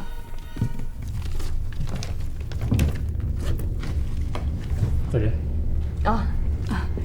慢走。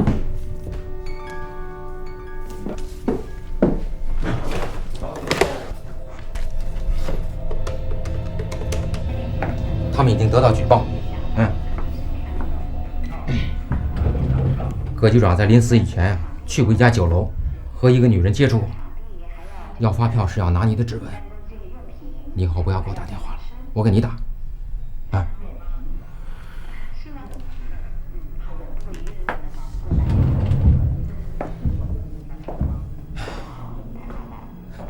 怕影响你看电视。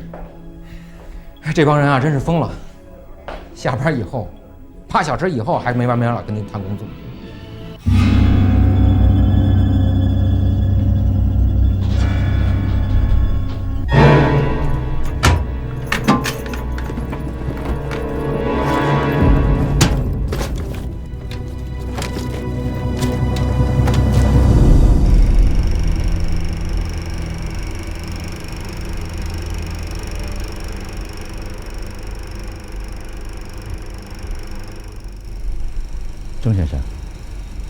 钟先生，宋清没去酒楼上班，谁也找不到他，手机也不开。他现在是惊弓之鸟，他已经知道公安局盯上他了，逃之夭夭了。那他为什么连您都不告诉呢？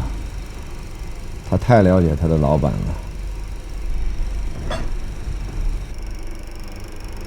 知道怎么丢足宝驹吗？小时候在农村那会儿，家里头种有田地和菜地，就那么多肥料和水，自然要先给田地，然后是菜地。没菜吃死不了，没粮食可活不成。宋晴是个精明的女人，她知道自己只是菜，不是粮食，所以逃了。宋晴失踪了。昨天下午，我们设法获取了宋晴的指纹。经过核实，葛局长死前在茶楼里约会的那个女人就是宋晴。葛长林跟宋晴约会以后，还去了好几处地方，所以还不能确定他就是作案人，只能列为嫌疑人。可问题是谁给他放的风？处局的取证就已经打草惊蛇了，对宋晴我们显得有点优柔寡断，错失了良机，才造成今天这样的被动局面。我不同意一局的意见。所谓的优柔寡断，就是指我们没有抓捕宋清。可别忘了，现在是法治社会，没有确凿的证据，我们不能随便抓人。处局取证是必要的侦查手段，怎么能说是打草惊蛇呢？那也要对嫌疑对象进行监控吧。案情一旦发生变故就挑毛病，这种工作方式不值得提倡。现在最重要的就是抓紧侦破此案。我已经把警力都布置下去了，另外还通知了机场跟火车站。我认为啊，我们的工作之所以出现偏差，就是因为我们太急功近利，一而再再而三的失误，还在媒体上大言不惭。这说明什么呀？这只能说明我们最近的工作都是浮在表面，显得轻浮，华而不实。老李，消气消气，别那么大火啊！我是里坊镇的人，我想在里坊镇投资建立宅区。我之所以找您，那是因为先期帮我做调研的人，他说你们公安局在里坊镇有一个农场，我想问问，可不可以转让？你消息挺灵通的嘛。是，我们局以前在里坊镇设过农场，后来公安系统整改以后呢，农场取消了，地留下来了。这块地现在是我们局里头唯一的一块产业，我们就是想用这块地来解决一下我们的特困还有烈士家属以及伤残民警的住房问题。我听说你们盖这个住房在资金上有一些困难，如果您可以把这块地转让给我的话，你们就可以利用这笔转让费来解决住房问题了。你说的这个是好主意。这样吧，我得回去开个会，我们需要讨论一下。可以理解，你们呢就是会多吗？易局长，你和宋晴的事儿，你清楚我是知道的。我和他也算是生死之交了，10年前同为新兴的替罪羊进过监狱。这些年，他也算是我的左膀右臂，瞻前马后。一个女人也没结婚，一门心思的放在事业上，难能可贵啊。是。你说你想干什么吧？我想知道葛宋案件的详情，警方的材料掌握到了哪一步？那是我们公安局内部的秘密。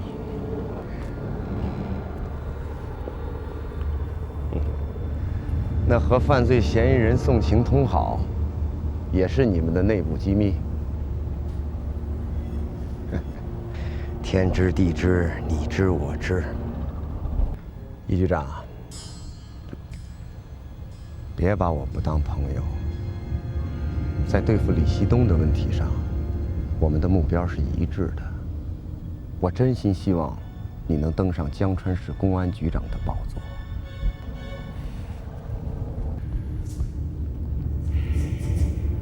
李局，这可是好消息啊！咱正愁着没办法呢，这机会就到跟前了。你觉得这农场转让问题大不大？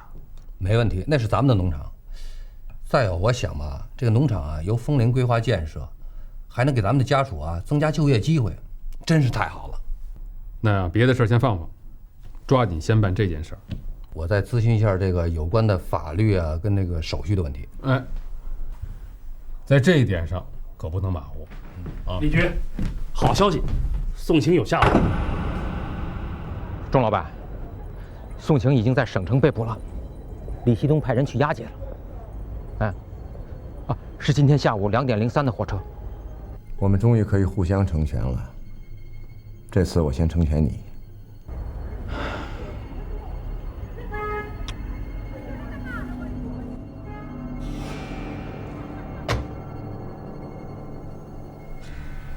我等了易焕章3年啊，终于尘埃落定了。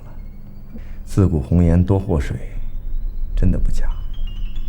当一个人撒了第一个谎，他就得撒第2个谎来圆，紧接着他要撒第3个谎来圆第2个谎，从此无休无止。杀人也一样。他想杀宋晴？他在问我借刀，他怕宋晴一旦被抓，供出他们之间的那点事儿。男女关系，对于一个想往上爬的共产党干部来说，无疑是一个跌下去就再也爬不上来的坑。给丁军打电话。好。冷言，有件事儿得请你亲自出马了。违法的事儿？你来的时候也不短了，这歌厅里的很多事儿我都没瞒你。现在这社会，老老实实做生意，那只能是小本经营。要想暴利，只能冒险。这冒险就伴随着麻烦。现在，麻烦来了。你以前做过警察，只能靠你了。你要想成为老板的人，这也算你给他的见面礼。你不是老板？我倒想是呢。你想一下，给我答复。但是要快。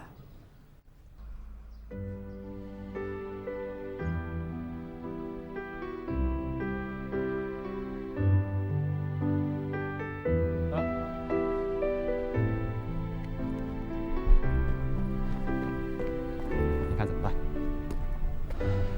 我已经改变了押送的路线跟时间。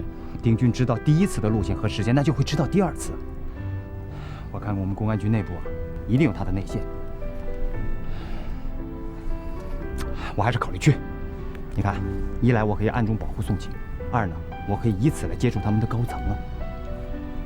那样你太危险了。我已经想好了圆谎的理由，只等宋晴安全到达了公安局，我立即就跟丁军说。上次跟樊涛在红梅歌厅见面的那个商人，坐的是丰达凯莱集团的车，他很有可能就是他们的老板钟六一。你记住这名了，钟六一。行，那我走了。行，一定要小心啊。好嘞，我走了。你为什么要让冷言去？我自有我的用意。冷言曾经是警察，干谋杀一类的事儿总比我的人强吧。而且这也是对冷言的考验。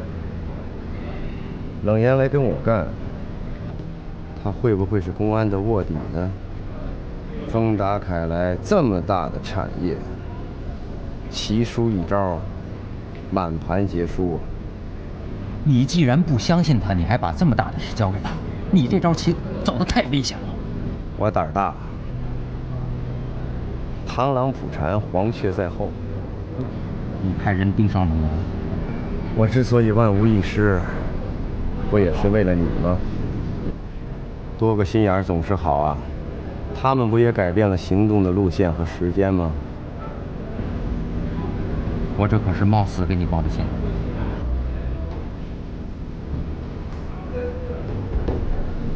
握个手。这个手，我永远不会给你。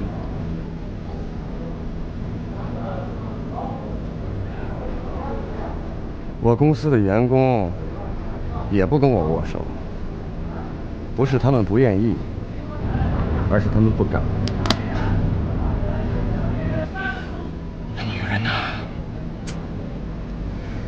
人真是货呀！女人不是货，欲望才是货。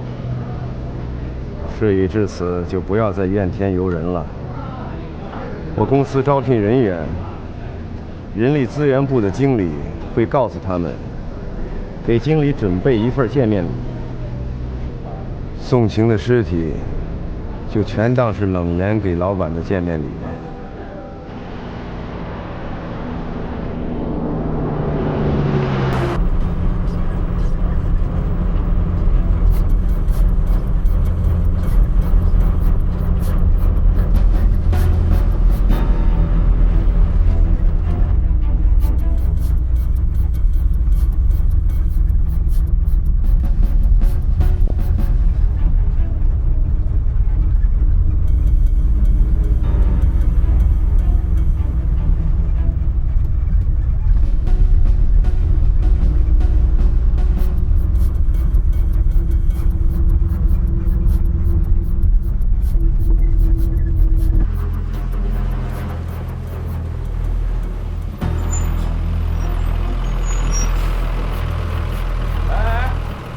下车吃饭了啊！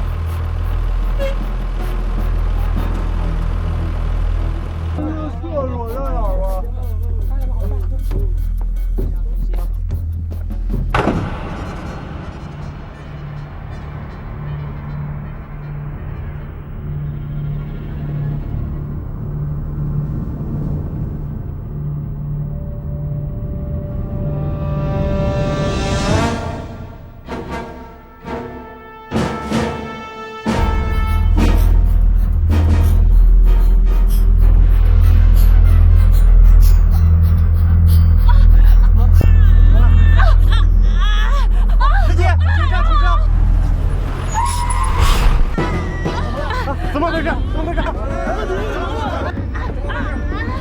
么回事？怎么回事？怎么回事？去医院吧，快点！这个怎么回事？怎么回事？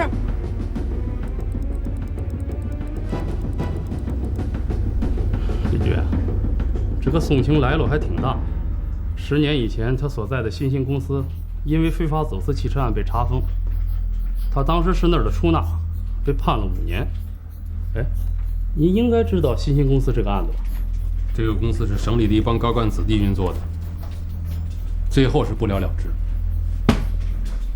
是因为有人替主犯顶了。我想从省厅调阅一下新兴公司的案例。可以。冷言为什么没有杀宋晴？冷言回来说，押宋晴那2个警察认识他，以前大家是一个队里的，所以一直没找到机会下手。是一直没找到机会啊，还是根本不想找机会？钟先生，这，我想2者都有吧，毕竟大家以前是一个队里的。这宋晴在押送途中要是出了事儿，那2个警察得受很重的处分。冷言那人挺讲义气的，再义气也不能感情用事啊！要不是我让你另外备一个杀手，宋晴如果现在真的坐到公安局的审讯室里，你想过后果没有？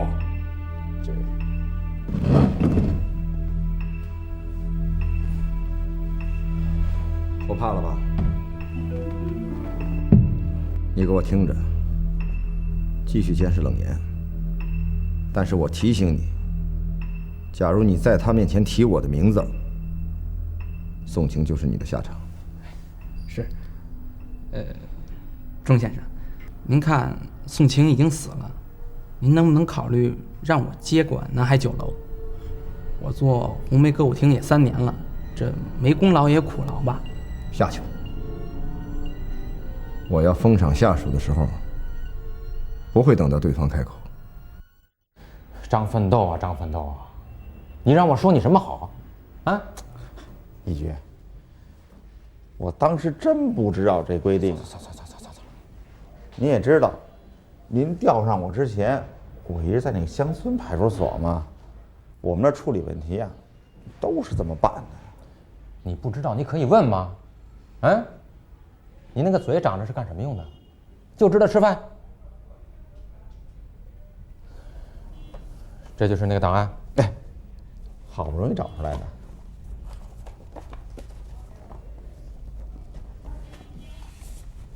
这，就这个是吧？对。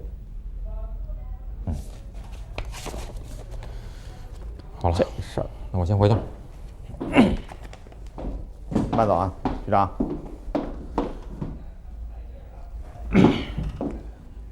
我还得说你啊，你要是不想让人家知道你是花钱买的官，你就得干出点样来。嗯，马上写份检讨交上来，啊！哎，一姐，你知道我不会写，不会写你就找人写，一定得深刻。宋清的死主要的失误是在我们过低的估计了对手。现在我提醒大家，我们是在跟一个凶残的犯罪团伙在较量。哎，李局，只凭表面现象就主观的认为这是团伙犯罪，是不是操之过急了？或者是为了掩饰咱们在案情侦查中的决断失误？别忘了，全市的老百姓都在看着咱们，我觉得还应当实事求是。一局，这不是团伙作案，你认为这是什么？从葛局长的死到宋晴的死，已经印证了李局的判断是正确的。好了，咱们不要争了，就按一局说的，咱们来点实的。现在做个分工，主角，你负责对宋晴背景的调查，主要是他的生活圈子。好。小川，你配合纪委还有土地局调查本案的经济部分。老叶，你负责查找蛇毒流失的下落。好，那个龙安派出所违规的事儿你查了没有？我把那所长给训了一顿，档案我也要回来了。好吧，分工大家都清楚了，那就各负其责。散会。我刚从市政府出来，李坊镇已经被定为新的经济开发区了，而且很快就可以发展成为江川市的一个卫星城。没想到李坊镇这摇身一变呀，从过去的不毛之地到现在成了商家的必争之地。我是看中了钟先生的为人和丰达凯莱的实力，希望扩大我们的合作范围。至于别人嘛，目前我还缺乏信任，毕竟来李坊合作的钟先生是第一人嘛。我从拘留所出来，钟先生也是出了大力的呀。田镇长，君子不言谢。关于市府的这个精神，我也听到了，而且我正在考虑。又有一块地，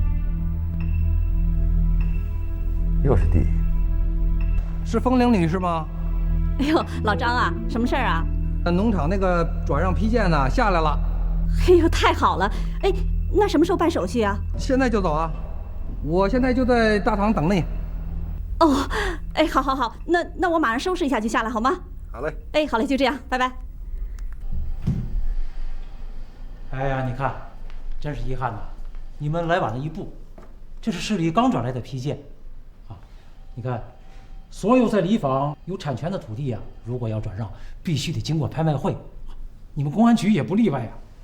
这是市政府为了防止在此项工作中公务人员发生腐败行为的行政措施。你看，我也是爱莫能助啊。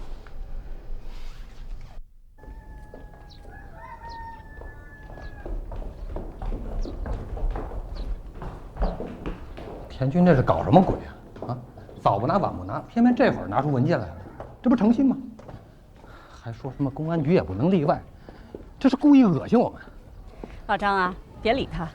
我以前和田军有过接触，他这个人呢，阴坏的，我不会和他合作的。我就信任你们公安局。怎么了，老张？老毛病。李希东啊，优柔寡断，对宋晴迟迟不采取措施，以致宋晴逃脱。在押解宋晴回来的路上，宋晴就在我们的眼皮底下被毒死了，以致侦破的线索中断。李希东是学刑侦的，又一直从事刑侦工作，有着丰富的经验，按理说不应该出现这样的问题啊。我觉着呀，造成失误的主要原因啊，就是他太好大喜功，只爱做表面的事情，他忽视了刑侦工作中的缜密性。啊，还有，李希东调到江川以后，太注重宣传自己的个人形象了，夸大事实、危言耸听，给我们的工作造成了很大的被动，在群众中啊，也留下了华而不实的印象。馆长，你对李希东有成见？哎，韩市长，我跟你说的话，我在党委会上也是这么说的。实事求是嘛。您知道我这个人是从来不背后议论人的，有什么话都摆在面上。李希东和常委们对这个问题怎么看？其他人能怎么看这个问题啊？他是局长啊，局长把宋晴的死归纳为团伙作案，其他人你怎么想你都得听他的。韩市长，我觉得这是一种很不好的倾向，闹不好公安局就会变成针插不进、水泼不进的独立王国了。这种不利于团结的话，我不爱听。哎，韩市长，我来这儿是汇报工作的，我可不是来扯闲话的。我希望组织上能够防微杜渐，把这种不良现象扼杀在萌芽之中。好了，馆长，你可以走了。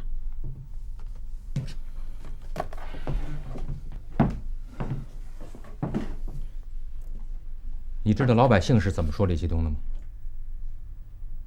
说他是电视节目主持人。哎，李局啊，宋晴吃的方便面里也让人给下了蛇毒，只是没有葛局长吃的毒药里那种缓冲制剂，所以他当场就死亡了。又是蛇毒。葛书记，李希东作为公安局长，在处理案件上优柔寡断，至此造成重大的损失。我觉得组织上应该找他谈谈话，纠纠偏。韩市长，怎么案情又有变化了？葛长林死在公安局的审讯室里啊。宋晴死在被公安人员押解回来的路上。在办案这个问题上，李希东是专家呀，我们呢都不能指挥他。再说，我们也没必要眉毛胡子一把抓吧。李希东这个人啊，自从上任以后，总是不放过表现自己的机会，大事小事总愿在电视上露面，说大话。你知道老百姓怎么说的呀？说他是电视节目主持人。我看这个问题呢，要一分为二的说。李希东在整顿警纪方面呢，还是做出了一定成绩，尤其是对田军冷言的处理，在群众中是得到了广泛的好评啊。至于小偷那期电视节目啊，那收视率非常高啊，它体现了我们警察人性的一面和温情的一面，有什么不好呢？再说，江川市公安局经历了一场地震之后，内忧外患。内忧是指公平事件之后人心浮动，外患呢是指突然发生的各种案件。李希东这个时候来上任，压力是可想而知啊。我们做上级的，总不能再给他来一个泰山压顶吧？我是怕他一意孤行，给工作造成更大的被动嘛。刚刚开了新闻发布会，对老百姓信誓旦旦的，没过多久，嫌疑人死了。你说老百姓会怎么看待我们呀？他会不会说公安局长只会说大话，不会干实事？韩市长，无论他外面怎么说，公安局有其的严肃性和特殊性，我们应该尊重他们的工作，绝不能对他们横加指责和干涉。再说了，至于李希东同志个人身上存在的毛病，我们应该以同志式的方式对他进行帮助。韩市长，你说呢？我尊重你的意见。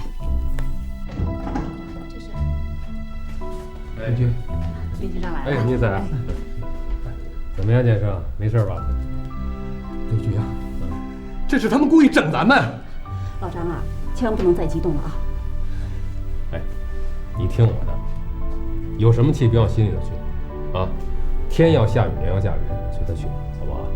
李局啊，我这心里憋得慌啊！我这管后勤的副局长，在其位不能谋其政。你说我怎么对得起这大家伙呢？拍卖也好，我相信我是没有对手的。李希东会把宋晴的死和阜阳案件产生联系，为什么？这是刑侦学中的同一主体认定，你不懂。公平在劳改农场里接受海上平静。那都是表面现象。老虎被关到动物园的笼子里，它永远都不会忘记自己在山中为王的日子。自从他被捕的那一天起，他一定就在琢磨一个问题：是谁把他推上了法庭，送进了监狱，而且还不达目的绝不罢手，逼他上诉，提供伪证，给他加刑，置他死地而后快。蝼蚁尚且偷生，他岂能束手就擒啊？所以，他太想知道我是谁了。这么长时间了，他都保持沉默。那是因为他儿子啊。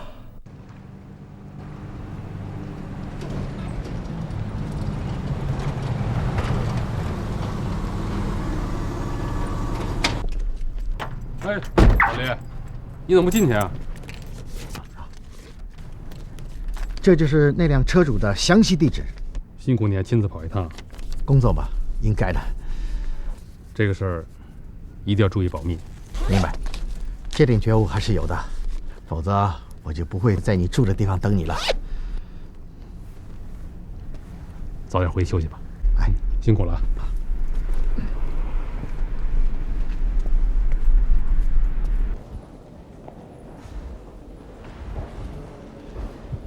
撞墙了。哎呦，哎，李局长，看什么呢？这么用心？你还不知道啊？哟，头发剪短了。啊。你看这多利落，警察就得有个警察样。我女儿她妈妈当年啊，从来就没留过长头发。还说呢，为了剪头发，我男朋友差点跟我分手了。他说他喜欢我长发飘飘。哎，局长，你女儿好像是长头发。我女儿？啊，来，在这儿呢。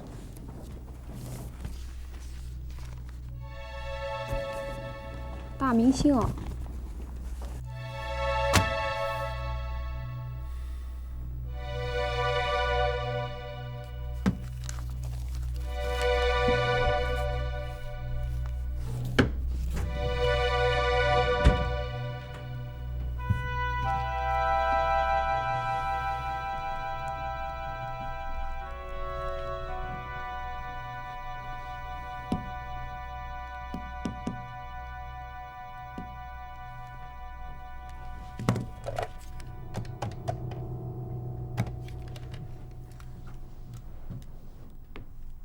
那主局吧，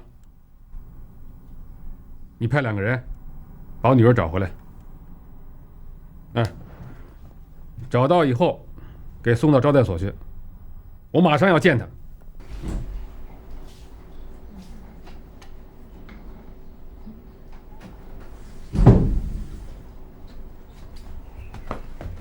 你凭什么动用刑警找我？我在团里排练的好好的，硬是被警车给带走了，把我关在这儿，外面还设了岗。嫌你是公安局长啊？我有正经事儿跟你说，坐那。我问你，那个丰达凯莱集团凭什么出资给你办晚会啊？人家都举办歌唱了，我就不能举办歌舞啊？咱们放弃。为什么呀？为什么？什么叫为什么呀？因为你爸爸是公安局长，我怕人通过你来控制我。你别大惊小怪的好不好？谁控制你呀？丰达凯莱集团还是我们团里？要是没什么企图的话，凭什么给你这个名不见经传的小演员开晚会？想过没有？谁名不见经传了？我也就是在你眼里没有追求。有追求啊，咱们有追求。听我的，放弃啊！就不，你可以在外面轰轰烈烈的搞事业，做女儿的小打小闹一次就不行。听话不听话？外国有句谚语，大狗有大狗的叫法，小狗有小狗的废招。上帝给了他们各自喉咙，就得由他们互不打扰。怎么说话呢？你把你爸爸比成那个我是把自己比作小狗。爸，我都过18岁了，有决定自己的权利了啊。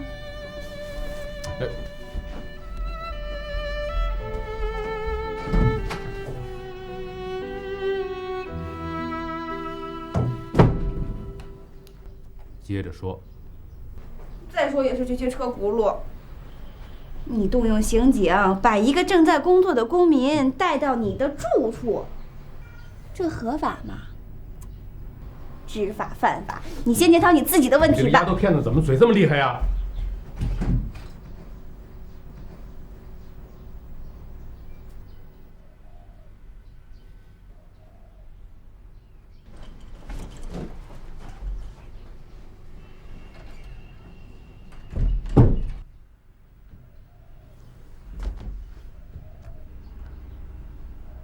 凡凡，别哭，别哭，别哭。你爸爸这么做啊，也无可厚非，毕竟他刚刚上任，职业使然嘛。我正在谈事儿，先这样。去吧，连续3天的报纸，我都要看到关于李凡的消息。钟先生，您真想捧红李凡吗？项庄舞剑，意在沛公。天下没有免费的晚餐，尤其是对生意人。明白了，我马上去做。南海酒楼再欲盖弥彰，李希东也会知道那是我的产业。商业城的大计划马上就要实施，对我不利的因素要降到最低才好。100万捧红公安局长的女儿，暗示了李希东和我不同寻常的关系。即便不是这样，也会让人想入非非，认为他李希东是在变相受贿。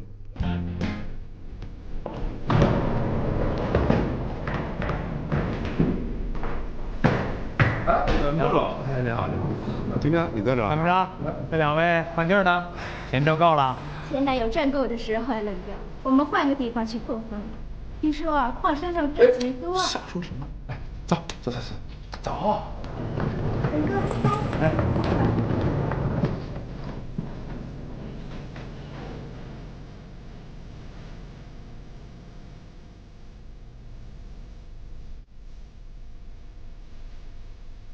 哎，还是那个人，还是那辆车，车号是。钟六一是合法商人，就这么点儿？当然还有。怎么不问不说呢？钟六一坐过牢。什么时候？10年前有个新兴集团的案子，你听说过吧？嗯，他是主犯。新兴集团，那他跟宋清也应该认识啊。南海酒楼只不过有钟六一参和的一点股份，他不常来，最多就是请个客吃个饭什么的。这个丰达凯莱集团的子公司是多如牛毛啊，有些事情就连他这个董事长也未必完全清楚。小川，我是不是有点职务过敏症啊？这事儿我暂时还参与不了意见。你是不是又跟凡凡发火了？对，他就不应该接受丰达凯莱的馈赠，办什么现代舞专场。这就是你不理解了。现在各地的文艺团体都不景气，病的病，垮的垮。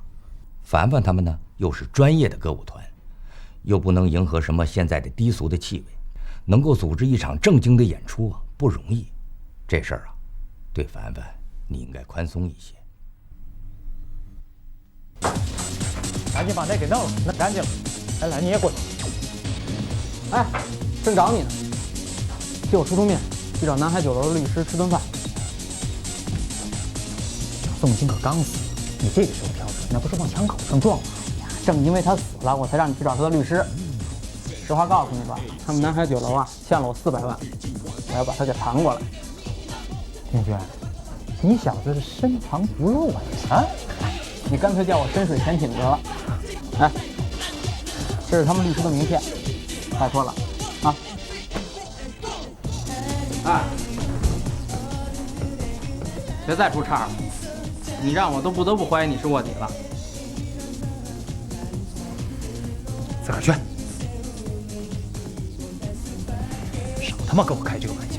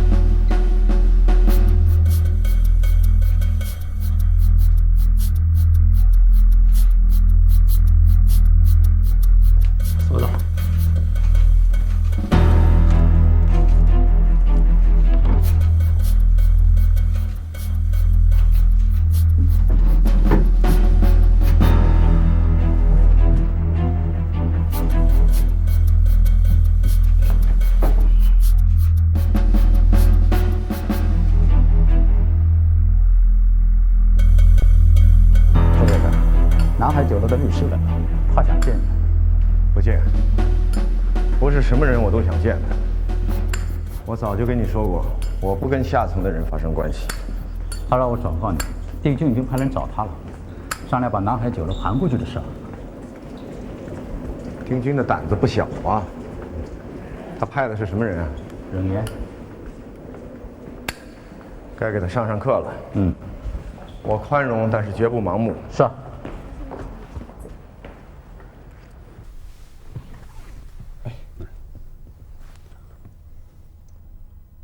最近看你父亲吗？没来得及。等这件事情办完之后，我陪你去。评剧带来了。啊。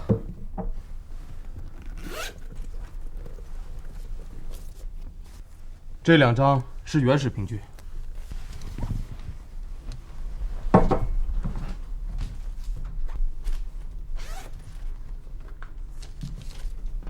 那辆车的主人查出来了，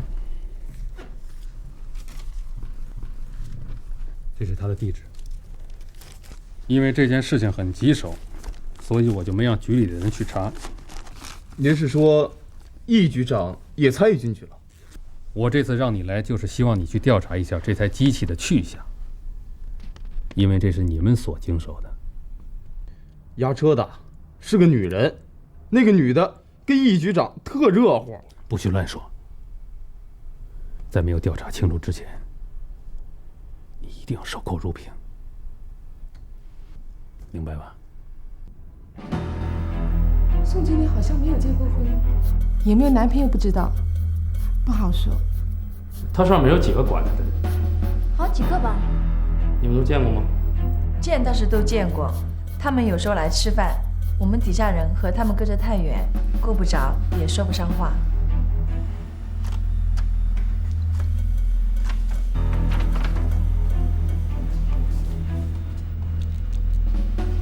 哎，李局啊，现在可以确认了，张仁义、龚平、刘思然家发现的脚印儿，跟研究所蛇毒被盗现场发现的脚印是同一个人的。哼，又冒出来了。我告诉你，这次一定不能让他再跑掉。兄弟，哎，这车是我的，给南海酒楼那女经理包了，1月1结，我落个旱涝保收，还不少给。只要给钱，我管他干什么？不就给他用人吗？今天我又跑了一趟，送2妞到红旗山的矿上去，这不一回来就遇着你了。那娘们死了，我回来才知道。哟，这月车钱还没给呢，他们可别不认账啊！来，石大哥，那他死了还得有人管吗？那女人和红梅歌厅的丁老板是穿一条裤子，不过还没丁军好说话。那他们老往炮上送妞啊，如假包换。这女人背后有人撑腰，胆儿可大了。来，喝酒，大哥。大哥，你明天还去不去广场？我想跟人去看看。瞧，就跟你投缘。要去，哎，可以，别乱说话。行，别瞎打听。肯定。矿上人可不是好惹的。你放心吧，大哥，我全听你的，行不行？来，喝酒。那个女人真是南海酒楼的经理宋江。我已经对了照片，而且大头司机也清楚印证。好吧，我知道了。哎，走啊！哎，妈，我不跟你聊了啊！哎，楚局，我李西东，你马上到我宿舍来一趟，越快越好。这是在宋晴的房间里发现的，一个剃须刀，一个打火机，经过指纹鉴定，都是同一个男人的。宋清有男人不稀奇，送局里的罪犯指纹处查对一下。是，或许是条线索。还有啊，宋清、摇头丸，加上南海酒楼和红梅歌厅，小杨所了解的情况和冷言的情报是一致的。那个胡子司机这个月送走了3次小姐，每次2、3个人。我这么想，是不是让张文南跟小杨下去一趟？反正张文南现在下岗了，跟家闲着也没事儿。谁呀？这是？一举呀，樊秘书。哎，啊，跟您聊聊。你说。哦，嫂子。樊秘书，哎，你这会儿上我们家来，我可没给你准备饭啊。没事儿，我们出去吃啊。走，嫂子，您忙啊。哎。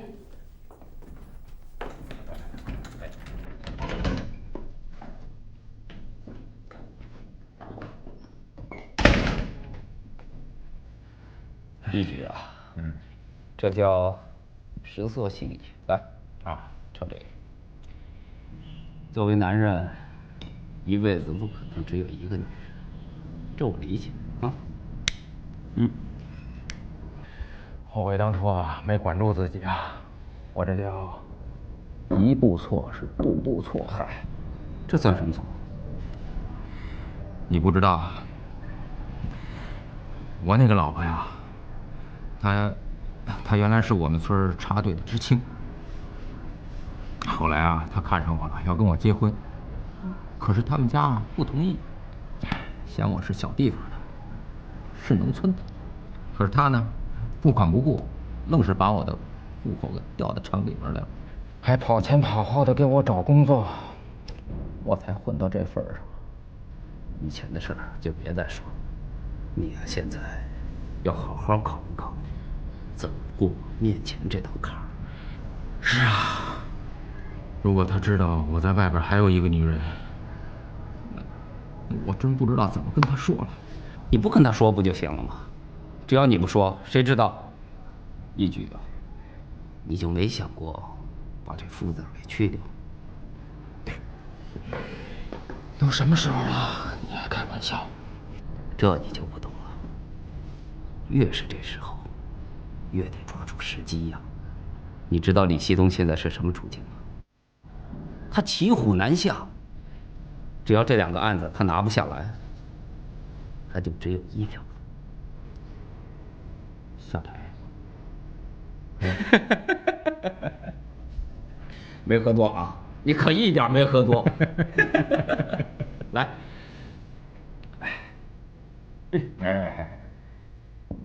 一举啊，你还记得你们局里的整顿条例吗？你应该注意一下，李希东有什么地方违反了条例，你也可以发扬民主嘛。来，哎，樊秘书啊，看来你的政策水平和眼光是比我高。你这是夸我呀，还是骂我呀？不瞒你说，你我都是韩市长一手提拔上来的，我一直把你当自己人看，所以今天才能跟你说这些心里话。良药苦口，忠言逆耳。宋琴这事儿，你可得处理好了，别让这事儿影响了自己的前途啊！关键是那份手续啊，他们要真拿出来，我是想好了怎么说了。到时候，请你给我拖着点儿。钟先生，是我。我刚和老姨分开，皆大欢喜呗。那说明你对你的第一职业还有些良知。我怎么听你这话这么别扭呢？知道敬业的概念吗？我念给你听听。